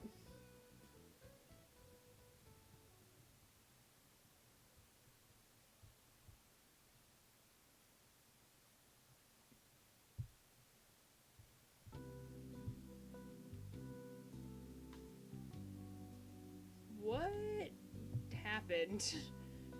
Okay, I'm gonna save this because I have no idea what just occurred. And then I'm put all the layers I'm not using in this.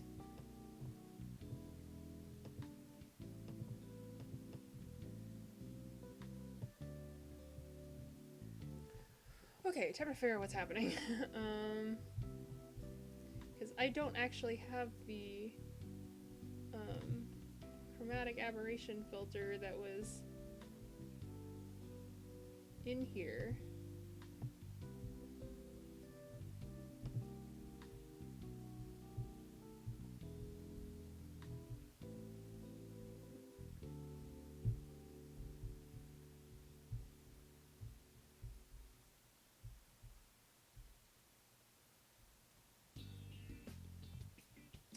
Oh, it is a plug-in. Let's go. Time to download things. So,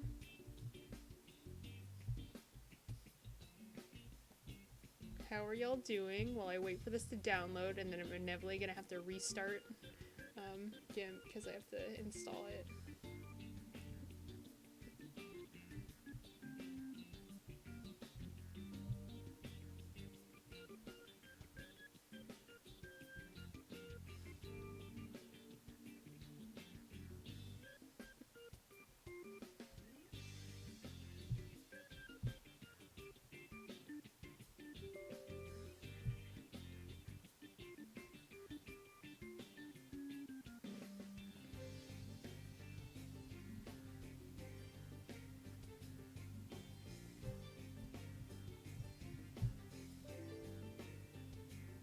Okay, so I gotta close GIMP to do this.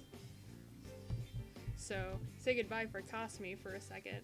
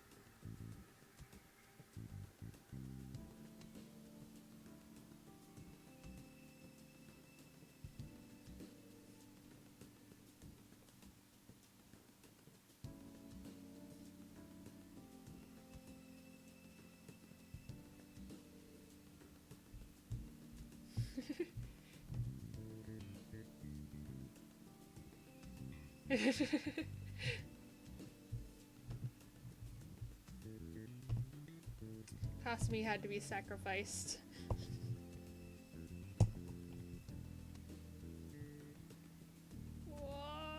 Loading.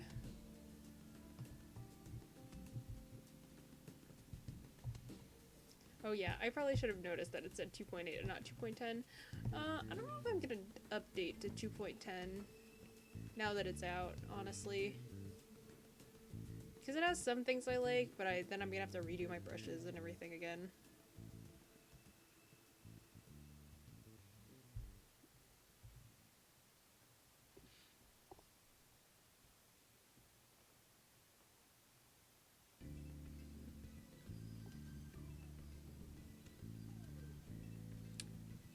And here is one of my favorite songs. In the... there we go.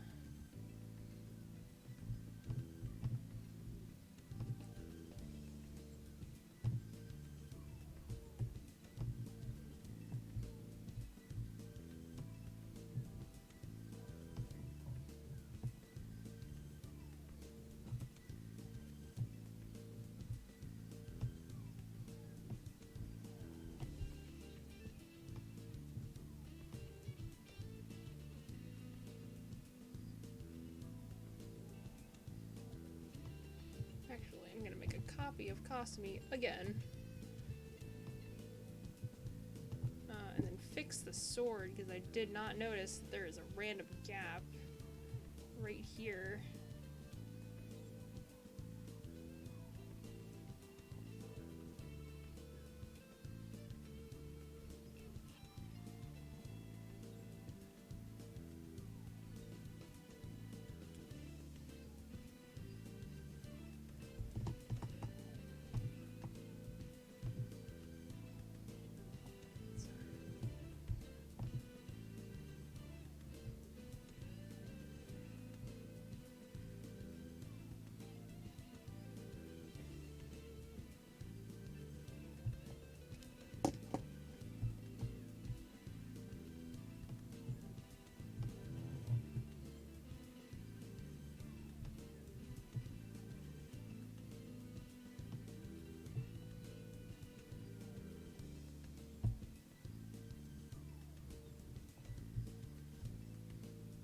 Ooh, okay, you can kind of see it around her eyes, and that looks... I like that. I kind of want to push it further a bit, because it's kind of hard to see from far away.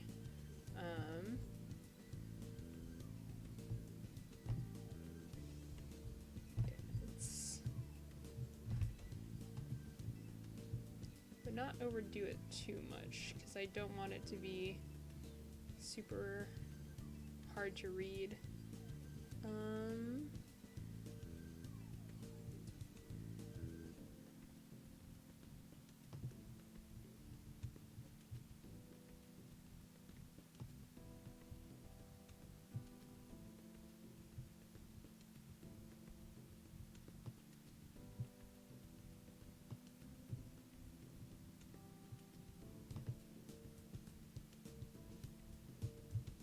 There we go. Okay. I like that. I might have highlight the... actually.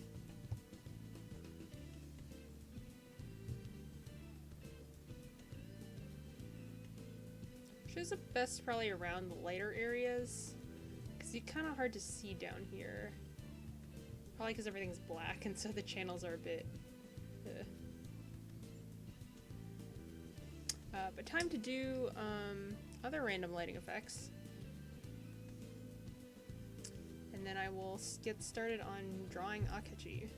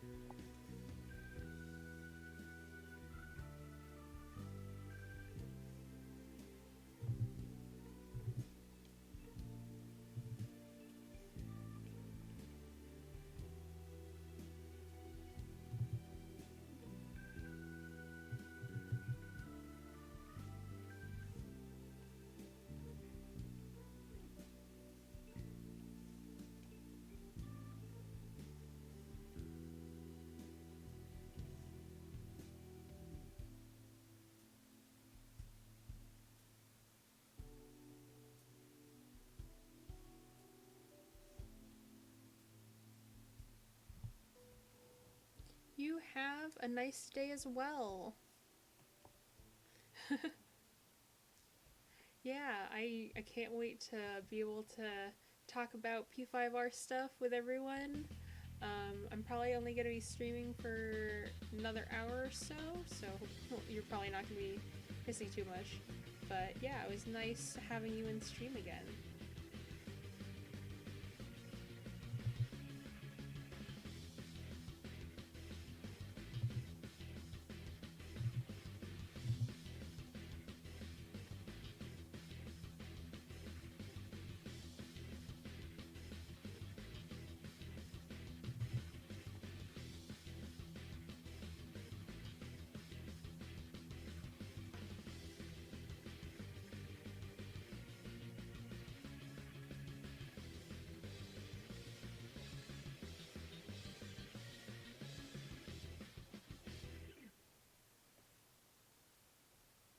Yeah, I'm probably gonna keep streaming around this time whenever I'm free. So this, if you keep this time free, I'll probably be here. Later.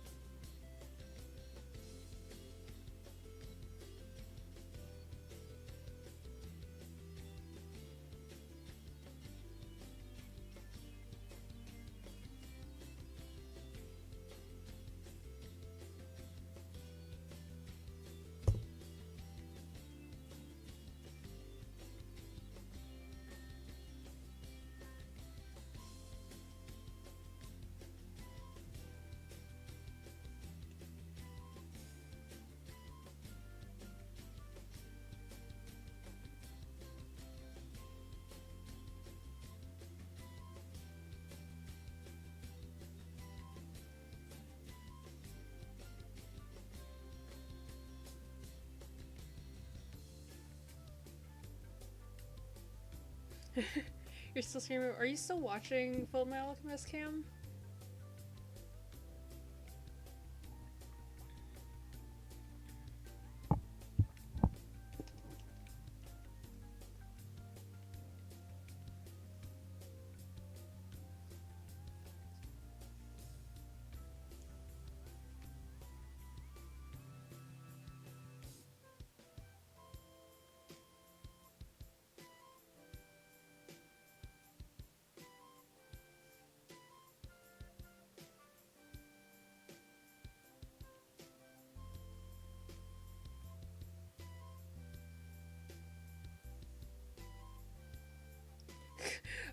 asking if you were watching Full Metal Alchemist Brotherhood now.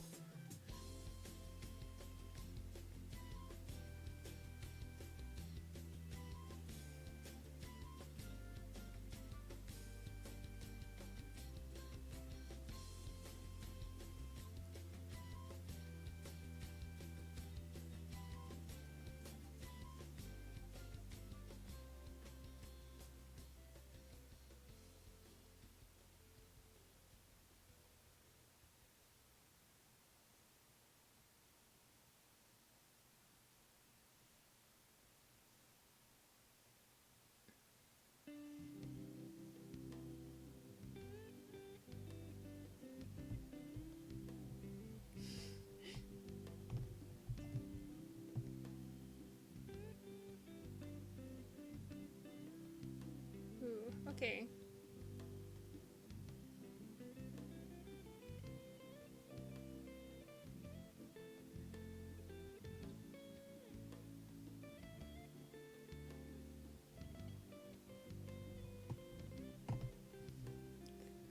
Where are you at now, in FMA?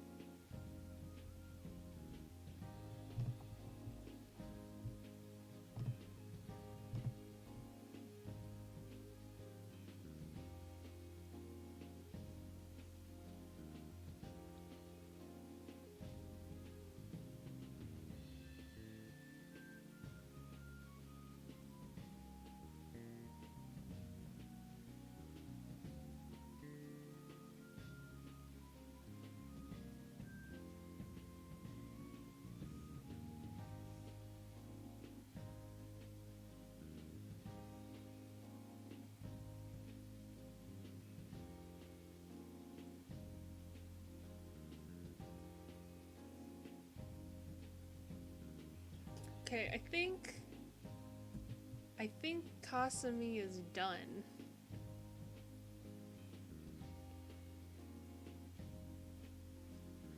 So let me add my signature to it, and then she will truly be done.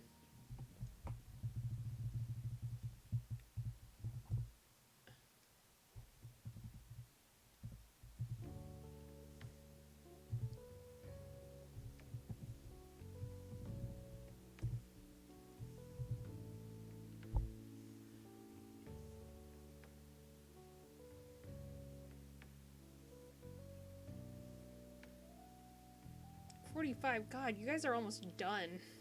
Because what does the series go up to? Like 56? 65, I think? Good for you.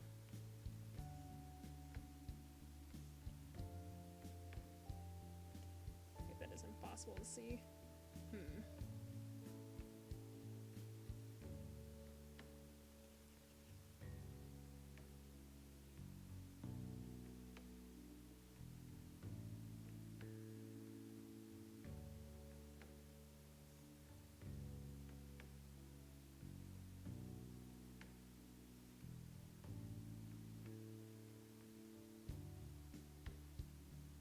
Where are you?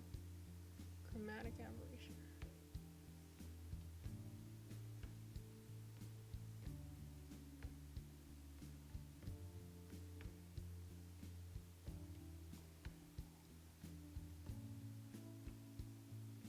We still make fun of Roy, as you should. Roy is to be made fun of.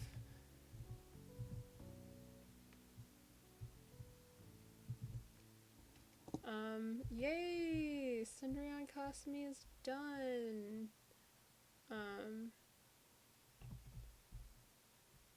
There we go.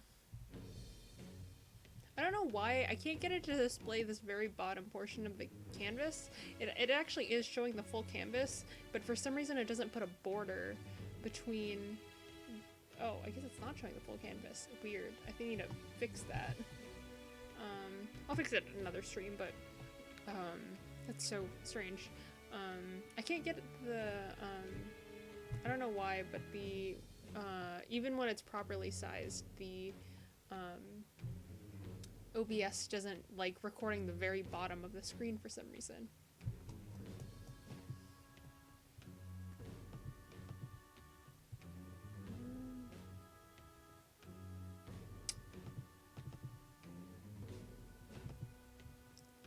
Yay! Sending on Cosme is done! Time to get started on new picture, which I'll probably only do sketches for.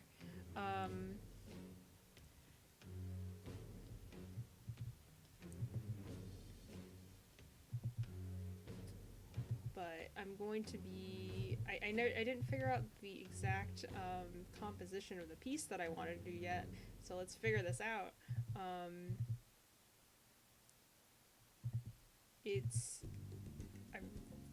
Because I'm really into glow swords right now, I guess I'm gonna do Akachi.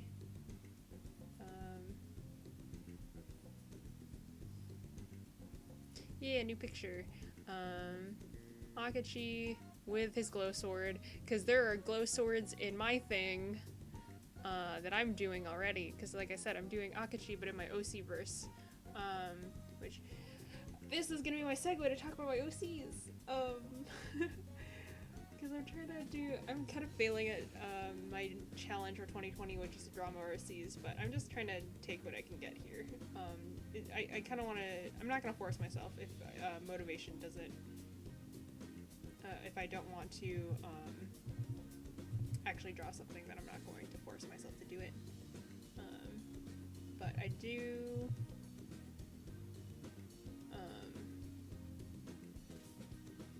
ooh, you know what'd be cool? Actually licking the sword. Oh man, that sounds like too thirsty, but it's something I do. Not really, I wouldn't do it. It's something I draw specifically. Oops.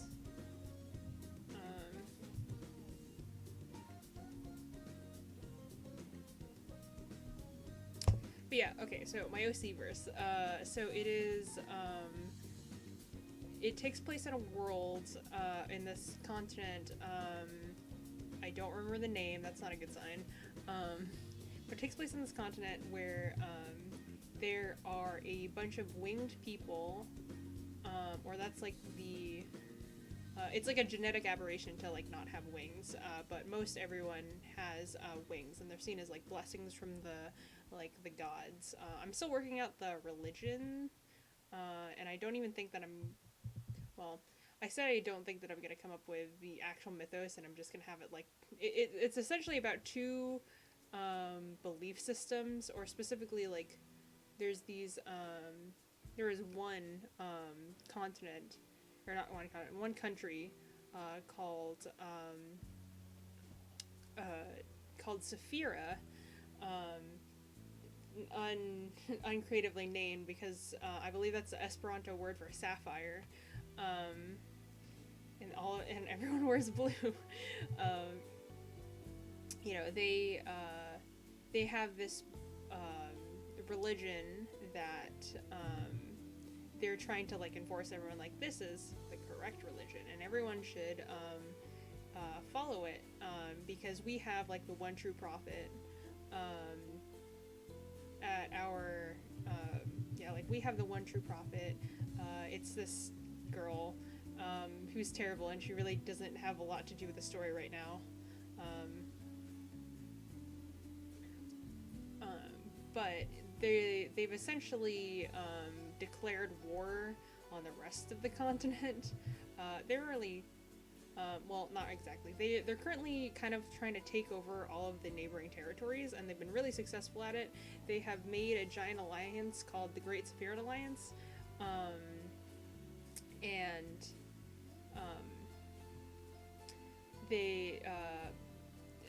due to some interpersonal struggles, because I don't know how much I want to just keep generally secret and how much I want to like share. Due to some interpersonal struggles between two of the leaders, the the prime, because I don't want to use gender neutral terms for like king, queen, and princess, because there's like non-binary characters. So the prime king, queen character, Lotus, has a personal grudge against the other, or this is not the only reason that she's at war right now, but she has a personal grudge against the prime, the newly crowned prime of the other main power on the opposite side of the continent, Ruja, which I'm pretty sure is also just the Esperanto word for ruby, and everyone wears red. So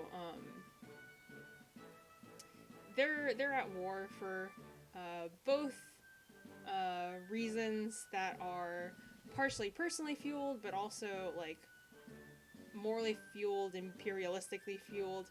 It's not supposed to depict war as a good thing, nor is it supposed to be treated as the actions of an individual. But that was sort of what 2016 me came up with, and I wanted to kind of stick with it. Okay.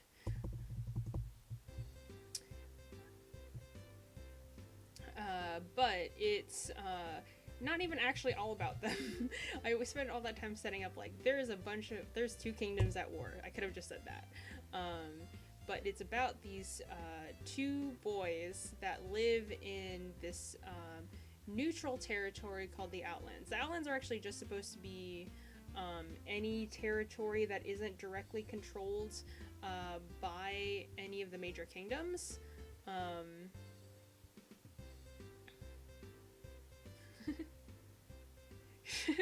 No. But yeah,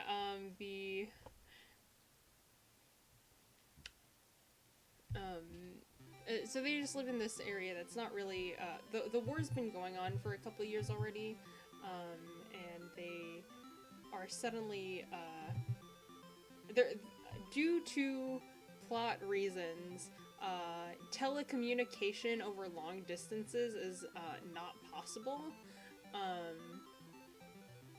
There are reasons for it, I swear, but it is still kind of arbitrary. It kind of gave me a reason for these people to exist, but I'm trying to come up with an actual reason as to why. Trying to retcon things that a 15-year-old me wrote is very difficult.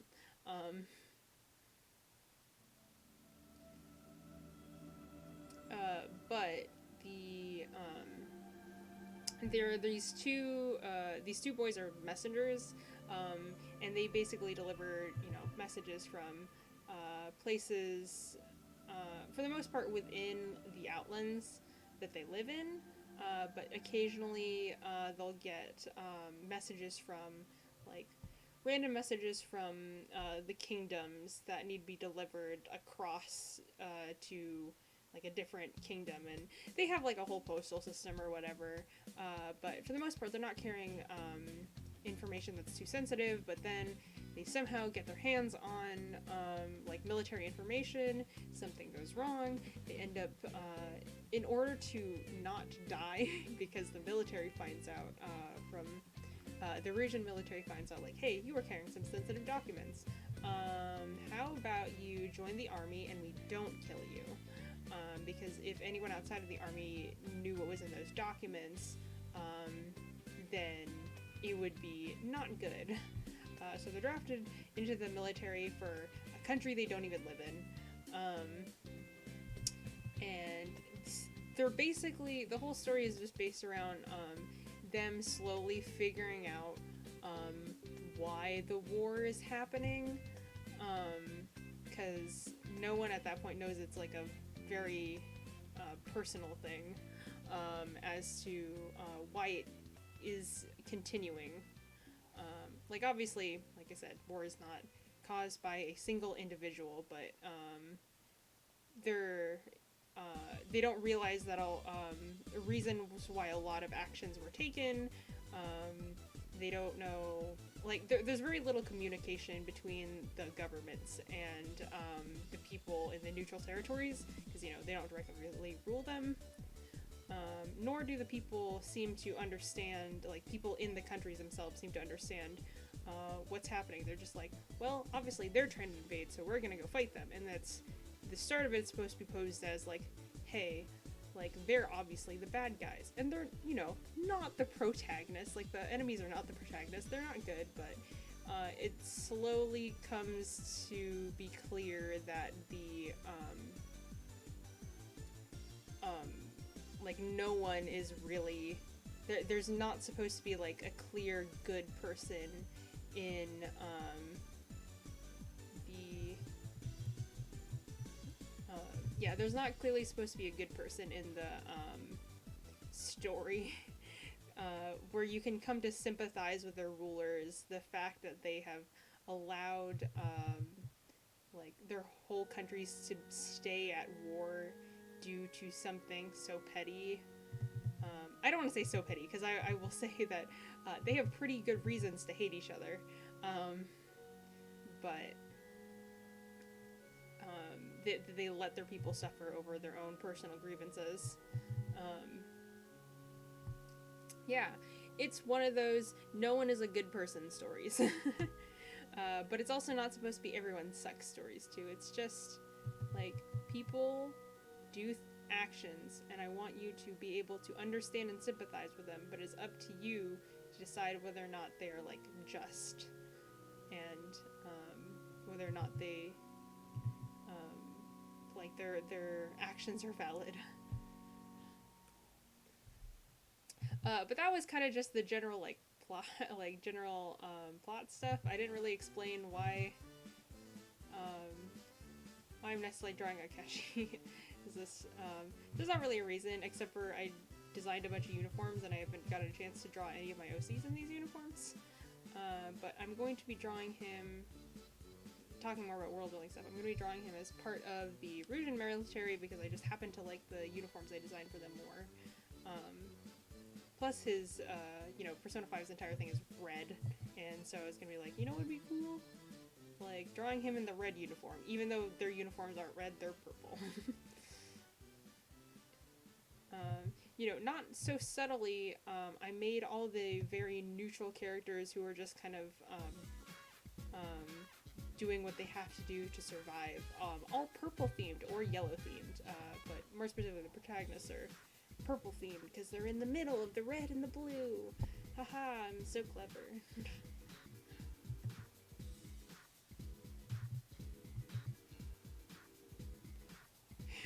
Also, yeah, mood. I always lean towards the controversial characters. I don't know why.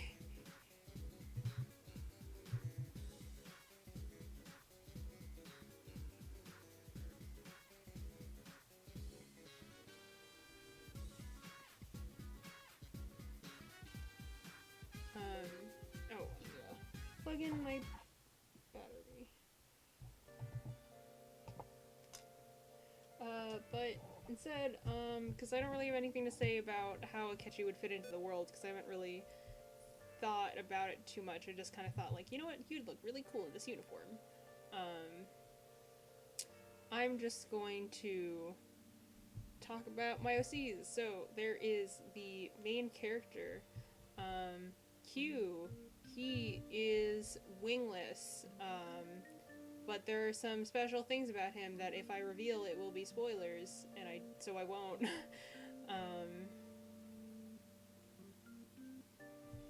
But essentially he's one of the messengers. He's a very unassuming looking person. I wish I could like show images, but I honestly don't have a lot of them on my computer. They're all like traditional sketches. But he's this really unassuming kid, but he's very much the trickstery type. He uses his like very plain appearance to his advantage, and he's like really mild-mannered. He knows how to act very mild-mannered, but he once again he knows how to use that. like, he doesn't intentionally craft that persona of himself. It just kind of happened, and then he noticed it and took advantage of it.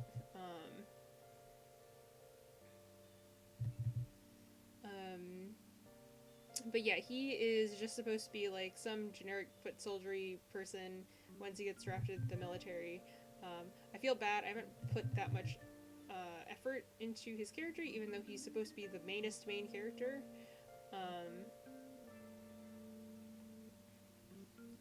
And then we have Asri, the person that I keep treating as if he were the mainest main character.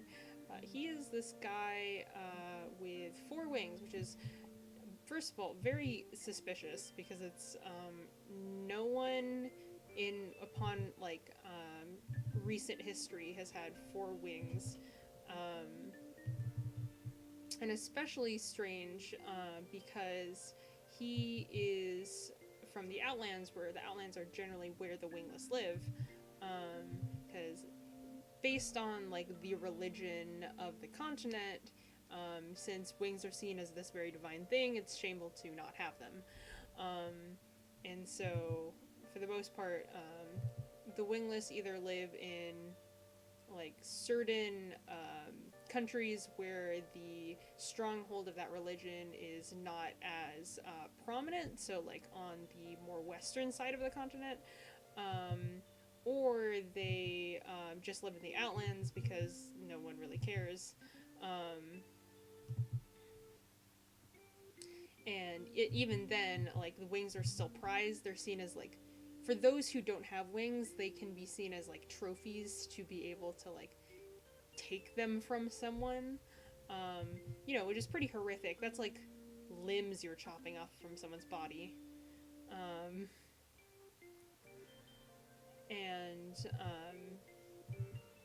So yeah, it's strange because his parents don't have wings. His little sister doesn't have wings, but for some reason this kid was born with 4 wings, and he gets somehow, for some arbitrary reason that I made up when I was younger, that makes him better at flying, even though I'm pretty sure it would be much more annoying to have.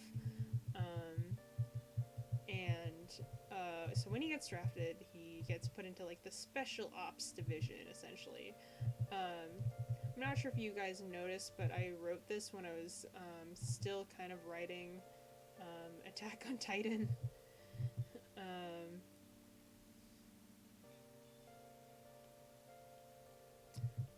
And he just slowly starts like distancing himself from his best friend, Q, who, was the one who, like, he was the one who was with him at the start of this mess because they're from like the same hometown, and he kind of gets he at first is the one who is like probably the most accepting of like becoming in the military. Like, yeah, it sucks that they have to be away from their their parents and their families and all their friends, but he sees it as like, okay, well, as soon as like this will just get the war done faster, and then we can all go back to our normal lives. Like he knows that he'll like probably die, but he's just like, you know what? As soon as like this will, like, it's just gonna appease the people that are in power. Hopefully they'll let us go back home soon, and if not, then we're fighting to get the war done. And Q is not all about that, because he is probably in the most vulnerable position, being just like generic foot soldier person, while Asri spends most of his like on assignment stuff doing like practice missions, because he's part of this like whole special ops thing that really doesn't do many actual missions.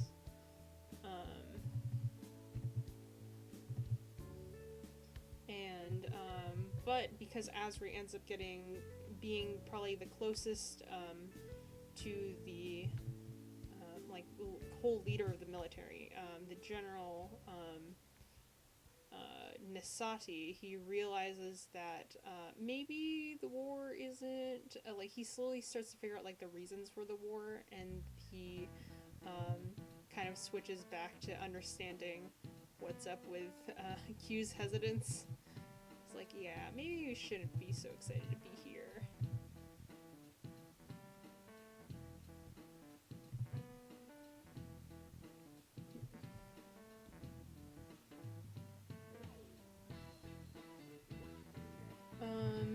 And then eventually on one of their assignments, because I'm still deciding on some of the plot points, but I think Azri is either going to oversee a mission or he's going to get demoted. Or maybe this is just before he gets promoted, actually. That would probably make more sense.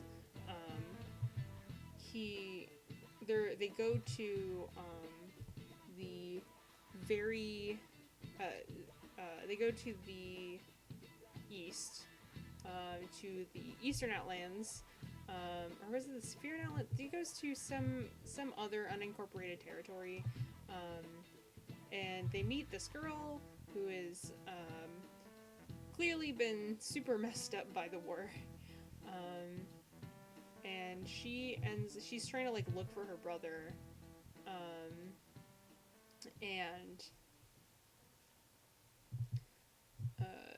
she ends up trying to force herself into the military.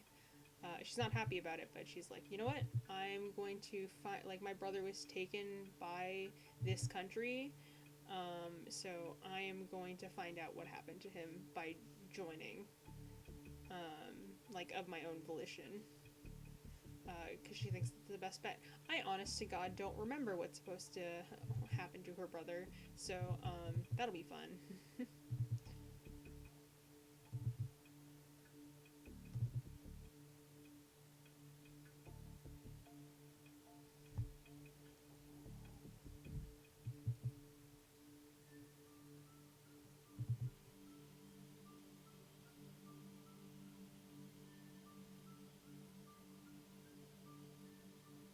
I don't know what's up with this. I have this really bad habit of always drawing Goro with a sword through him.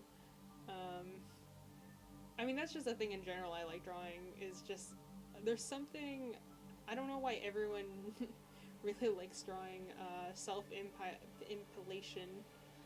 Um, and it's also something I draw a lot. Not even like in a gory sort of way a lot of the time. I feel like I just watch too much Utena. And I was like, you know what's cool? Like, you know, she's not being self-impaled, but she's like pulling a sword out of like the chest. So maybe that's why. I have a hard time trying to formulate thoughts about my OCs because I have a lot to say, but I have them all written down in a book. So, but a lot of what's in the book is things that I wouldn't necessarily share with someone because it's like, I don't want to spoil this.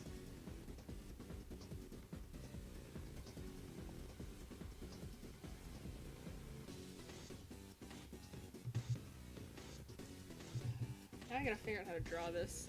I know it's my design, but I gotta figure out how to draw this. Time to go to my Instagram.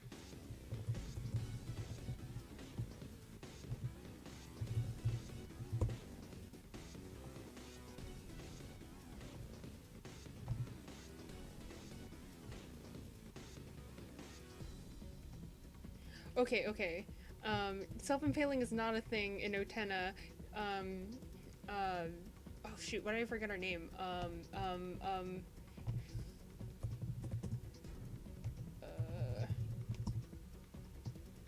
Anthe, yeah.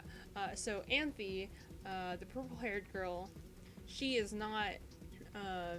She is the holder of a sword. Like, it's literally in her body, and you need to whoever like she serves, quote unquote, like whoever like has the sword is the one that she's supposed to like be with, and so then the class prince girl, Utena, I don't know how, but somehow she gets to be the person who's supposed to, I think she like wins in a duel, against someone who's bullying Anthe, like treating her like garbage because they're treating her like an object. She like yeah, so she gets the sword, and so whenever she needs to duel someone else, Anthe's just like, I'm gonna fade into your arms and you're gonna pull the sword out of me. And it's just like the sword of light, so it's not like gory in any way. It's just, it's really cool.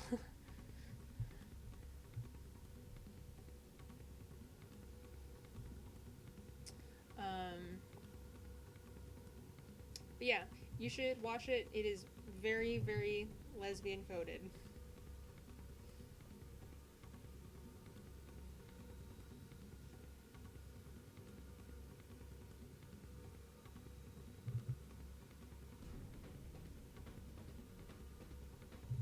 I think there's a scene where um, Anthe has she was like wearing a dress to a ball or something, and like Utena, someone like drops a bunch of, she's being bullied, so someone like drops a bunch of like juice on her, and then immediately Utena fashions like some random thing into like a beautiful dress. It's I don't know how to say, that's peak WLW right there.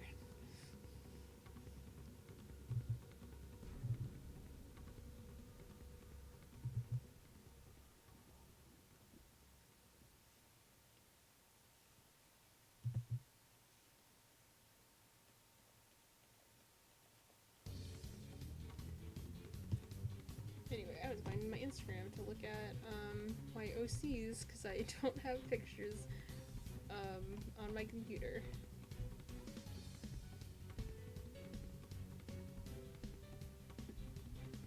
When was the last time I posted them? Jesus.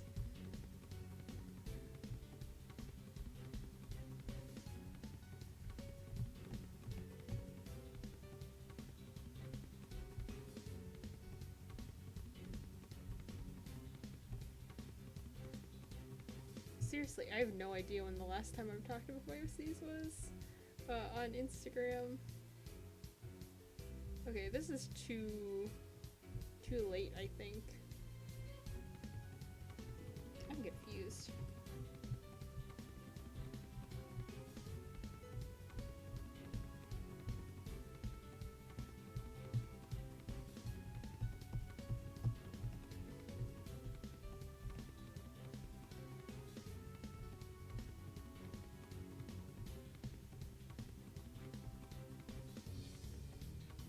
Yeah, I have no idea where I put this picture.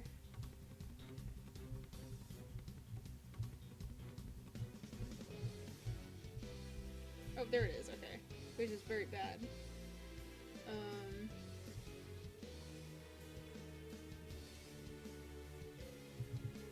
Now you guys can see how ridiculous this outfit is. Even though this is still just an initial sketch, so I won't have any details, but...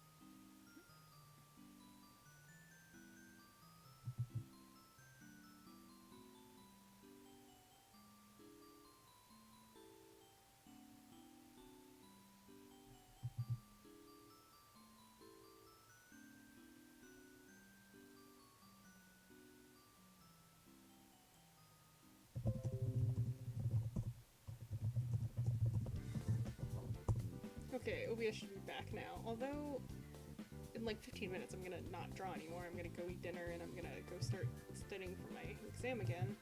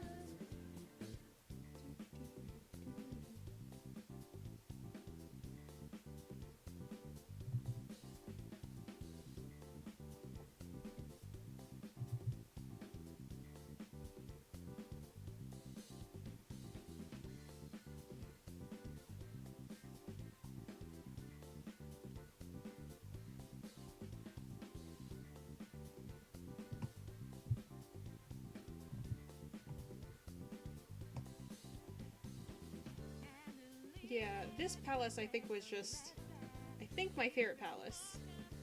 It wasn't too long, it didn't have the really stupid puzzles I didn't like. Um, it's also just so stylish. It's exactly, I feel like it is the most Persona 5 thing.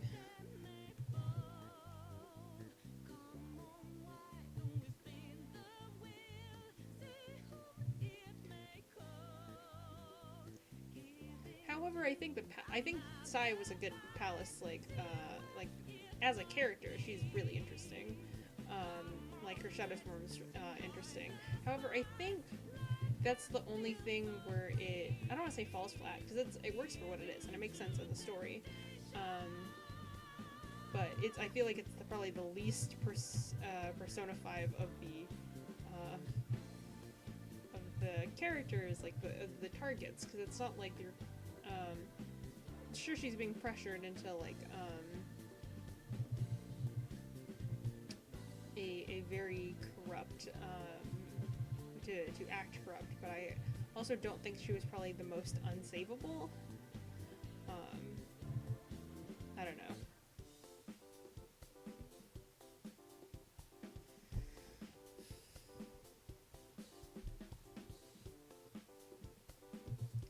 My head is running on empty.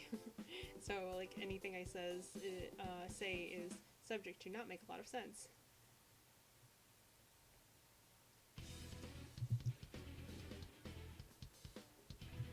Goro looks too happy. He's supposed to look upset.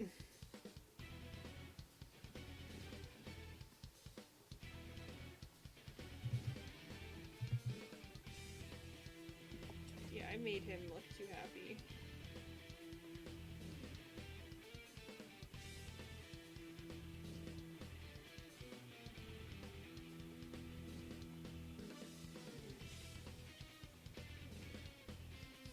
Please do not be stabbed.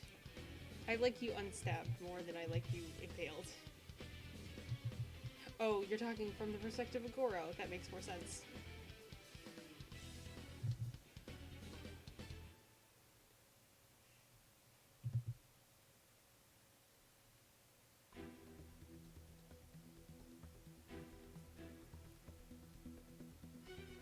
Please do not find a sword. Unless you were to gift it to a pretty girl, because all girls need swords.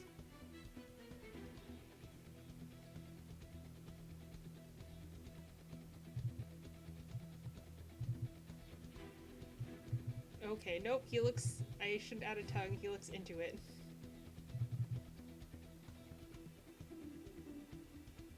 I think I need to make the eyebrows higher. Like, less emotive and more, like, passive.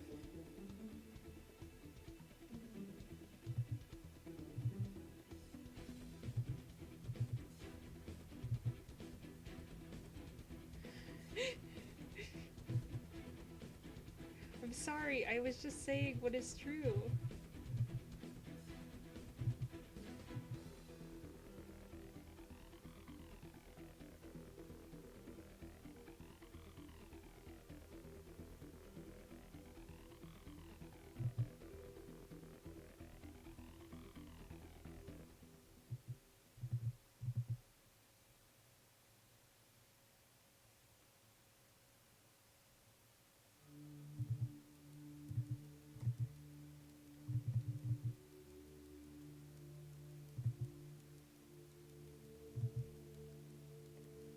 His jaw is real big.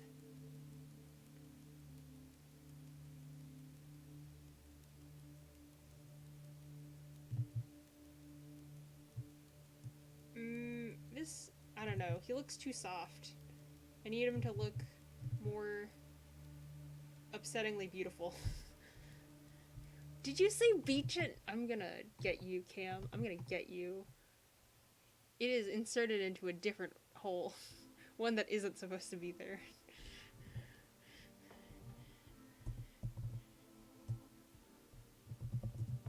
Okay, you know what I'm gonna pull up? I'm gonna pull up, Goro's, model, from Super Groupies.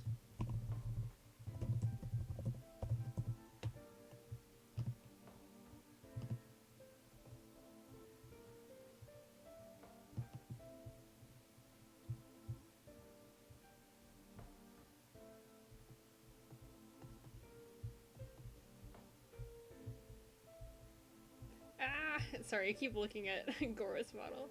They're so pretty.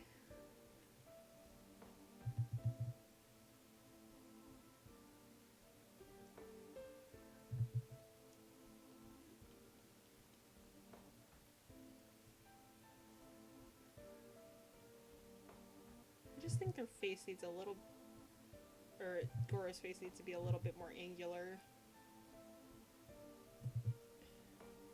I never draw Goro consistently, like, ever.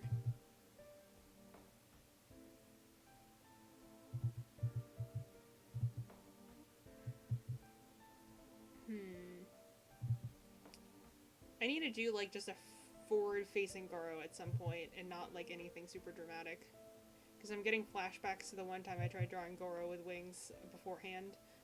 I think it was when we figured out how to make Goro blonde in the dancing games, and I was like, oh god, I have to draw Angel Goro, blonde Angel Goro, and it just didn't turn out very well.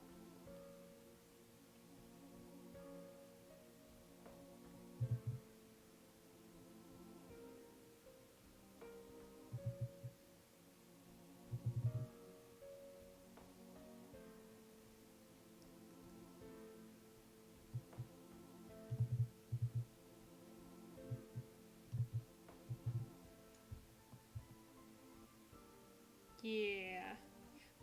To be clear, if you want to play P5D because of Angel Goro is only in DLC hair colors, I think.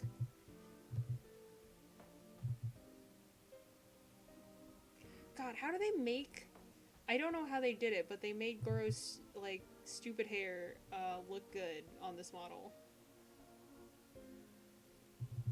Which, like, I think that was kind of what I was thinking, that it looked, how it would look good. Because I'm thinking, like, Goro's hair is bad in-game, but, like, it could be real, like, a lot of the, mangas and fan artists and things, like, make it look very good. And this is kind of how I was imagining it, it would look. But I was just kind of surprised that they, you know, actually did it. Oops. I feel validated saying that, Goro isn't ugly.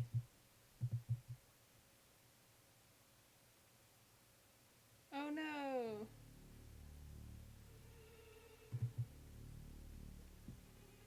I want to get the maid outfit. I want to put all my villagers in maid outfits because I'm boring.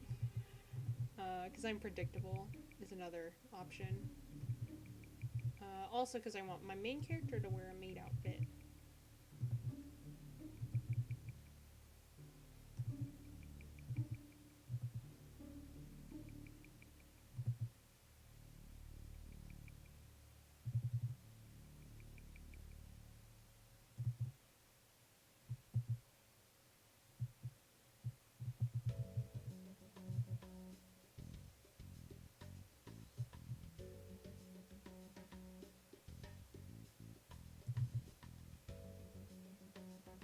Thank God Goro's hair covers his ears because I don't want to draw them.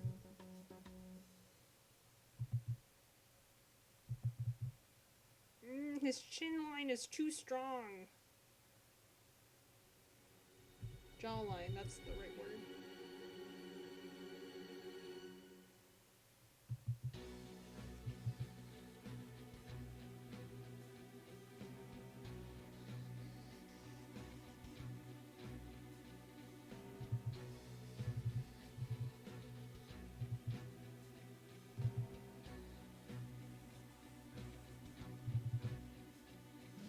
I'll go back to Goro's hair later, because it's ugly.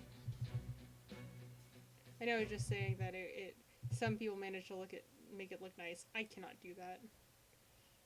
There are people in the world who could do that. Not me.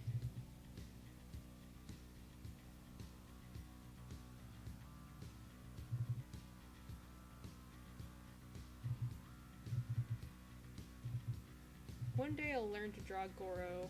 This is the problem. There are characters that are just very pretty, so I don't know how to draw them. Because I try too hard to make them look pretty.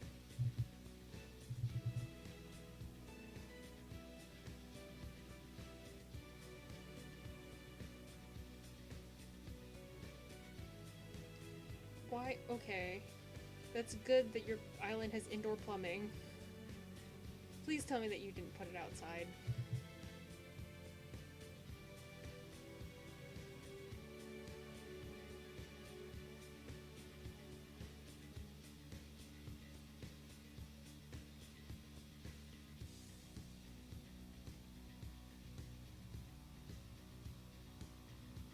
Yeah.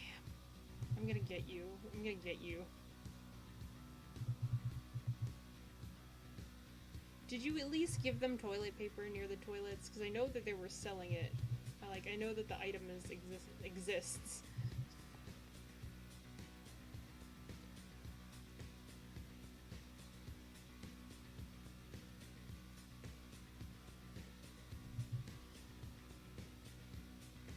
Oh my god. I should have bought it for the memes. I should have, because that was on the first day Timmy and Tommy were on the island. They're like, we have, or not the first day they were on the island. The first day they were like selling stuff. It was like, we have toilet paper. I should get that.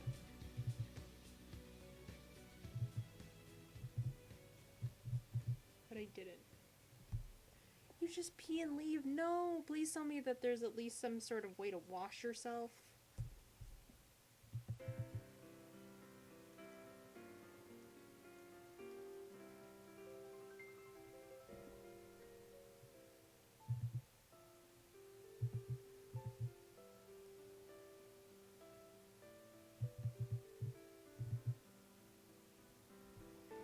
I don't like that. I don't like that answer.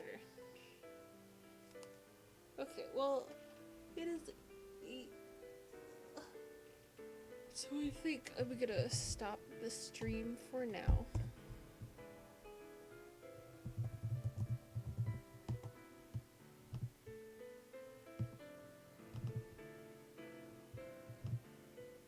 I'm gonna get you.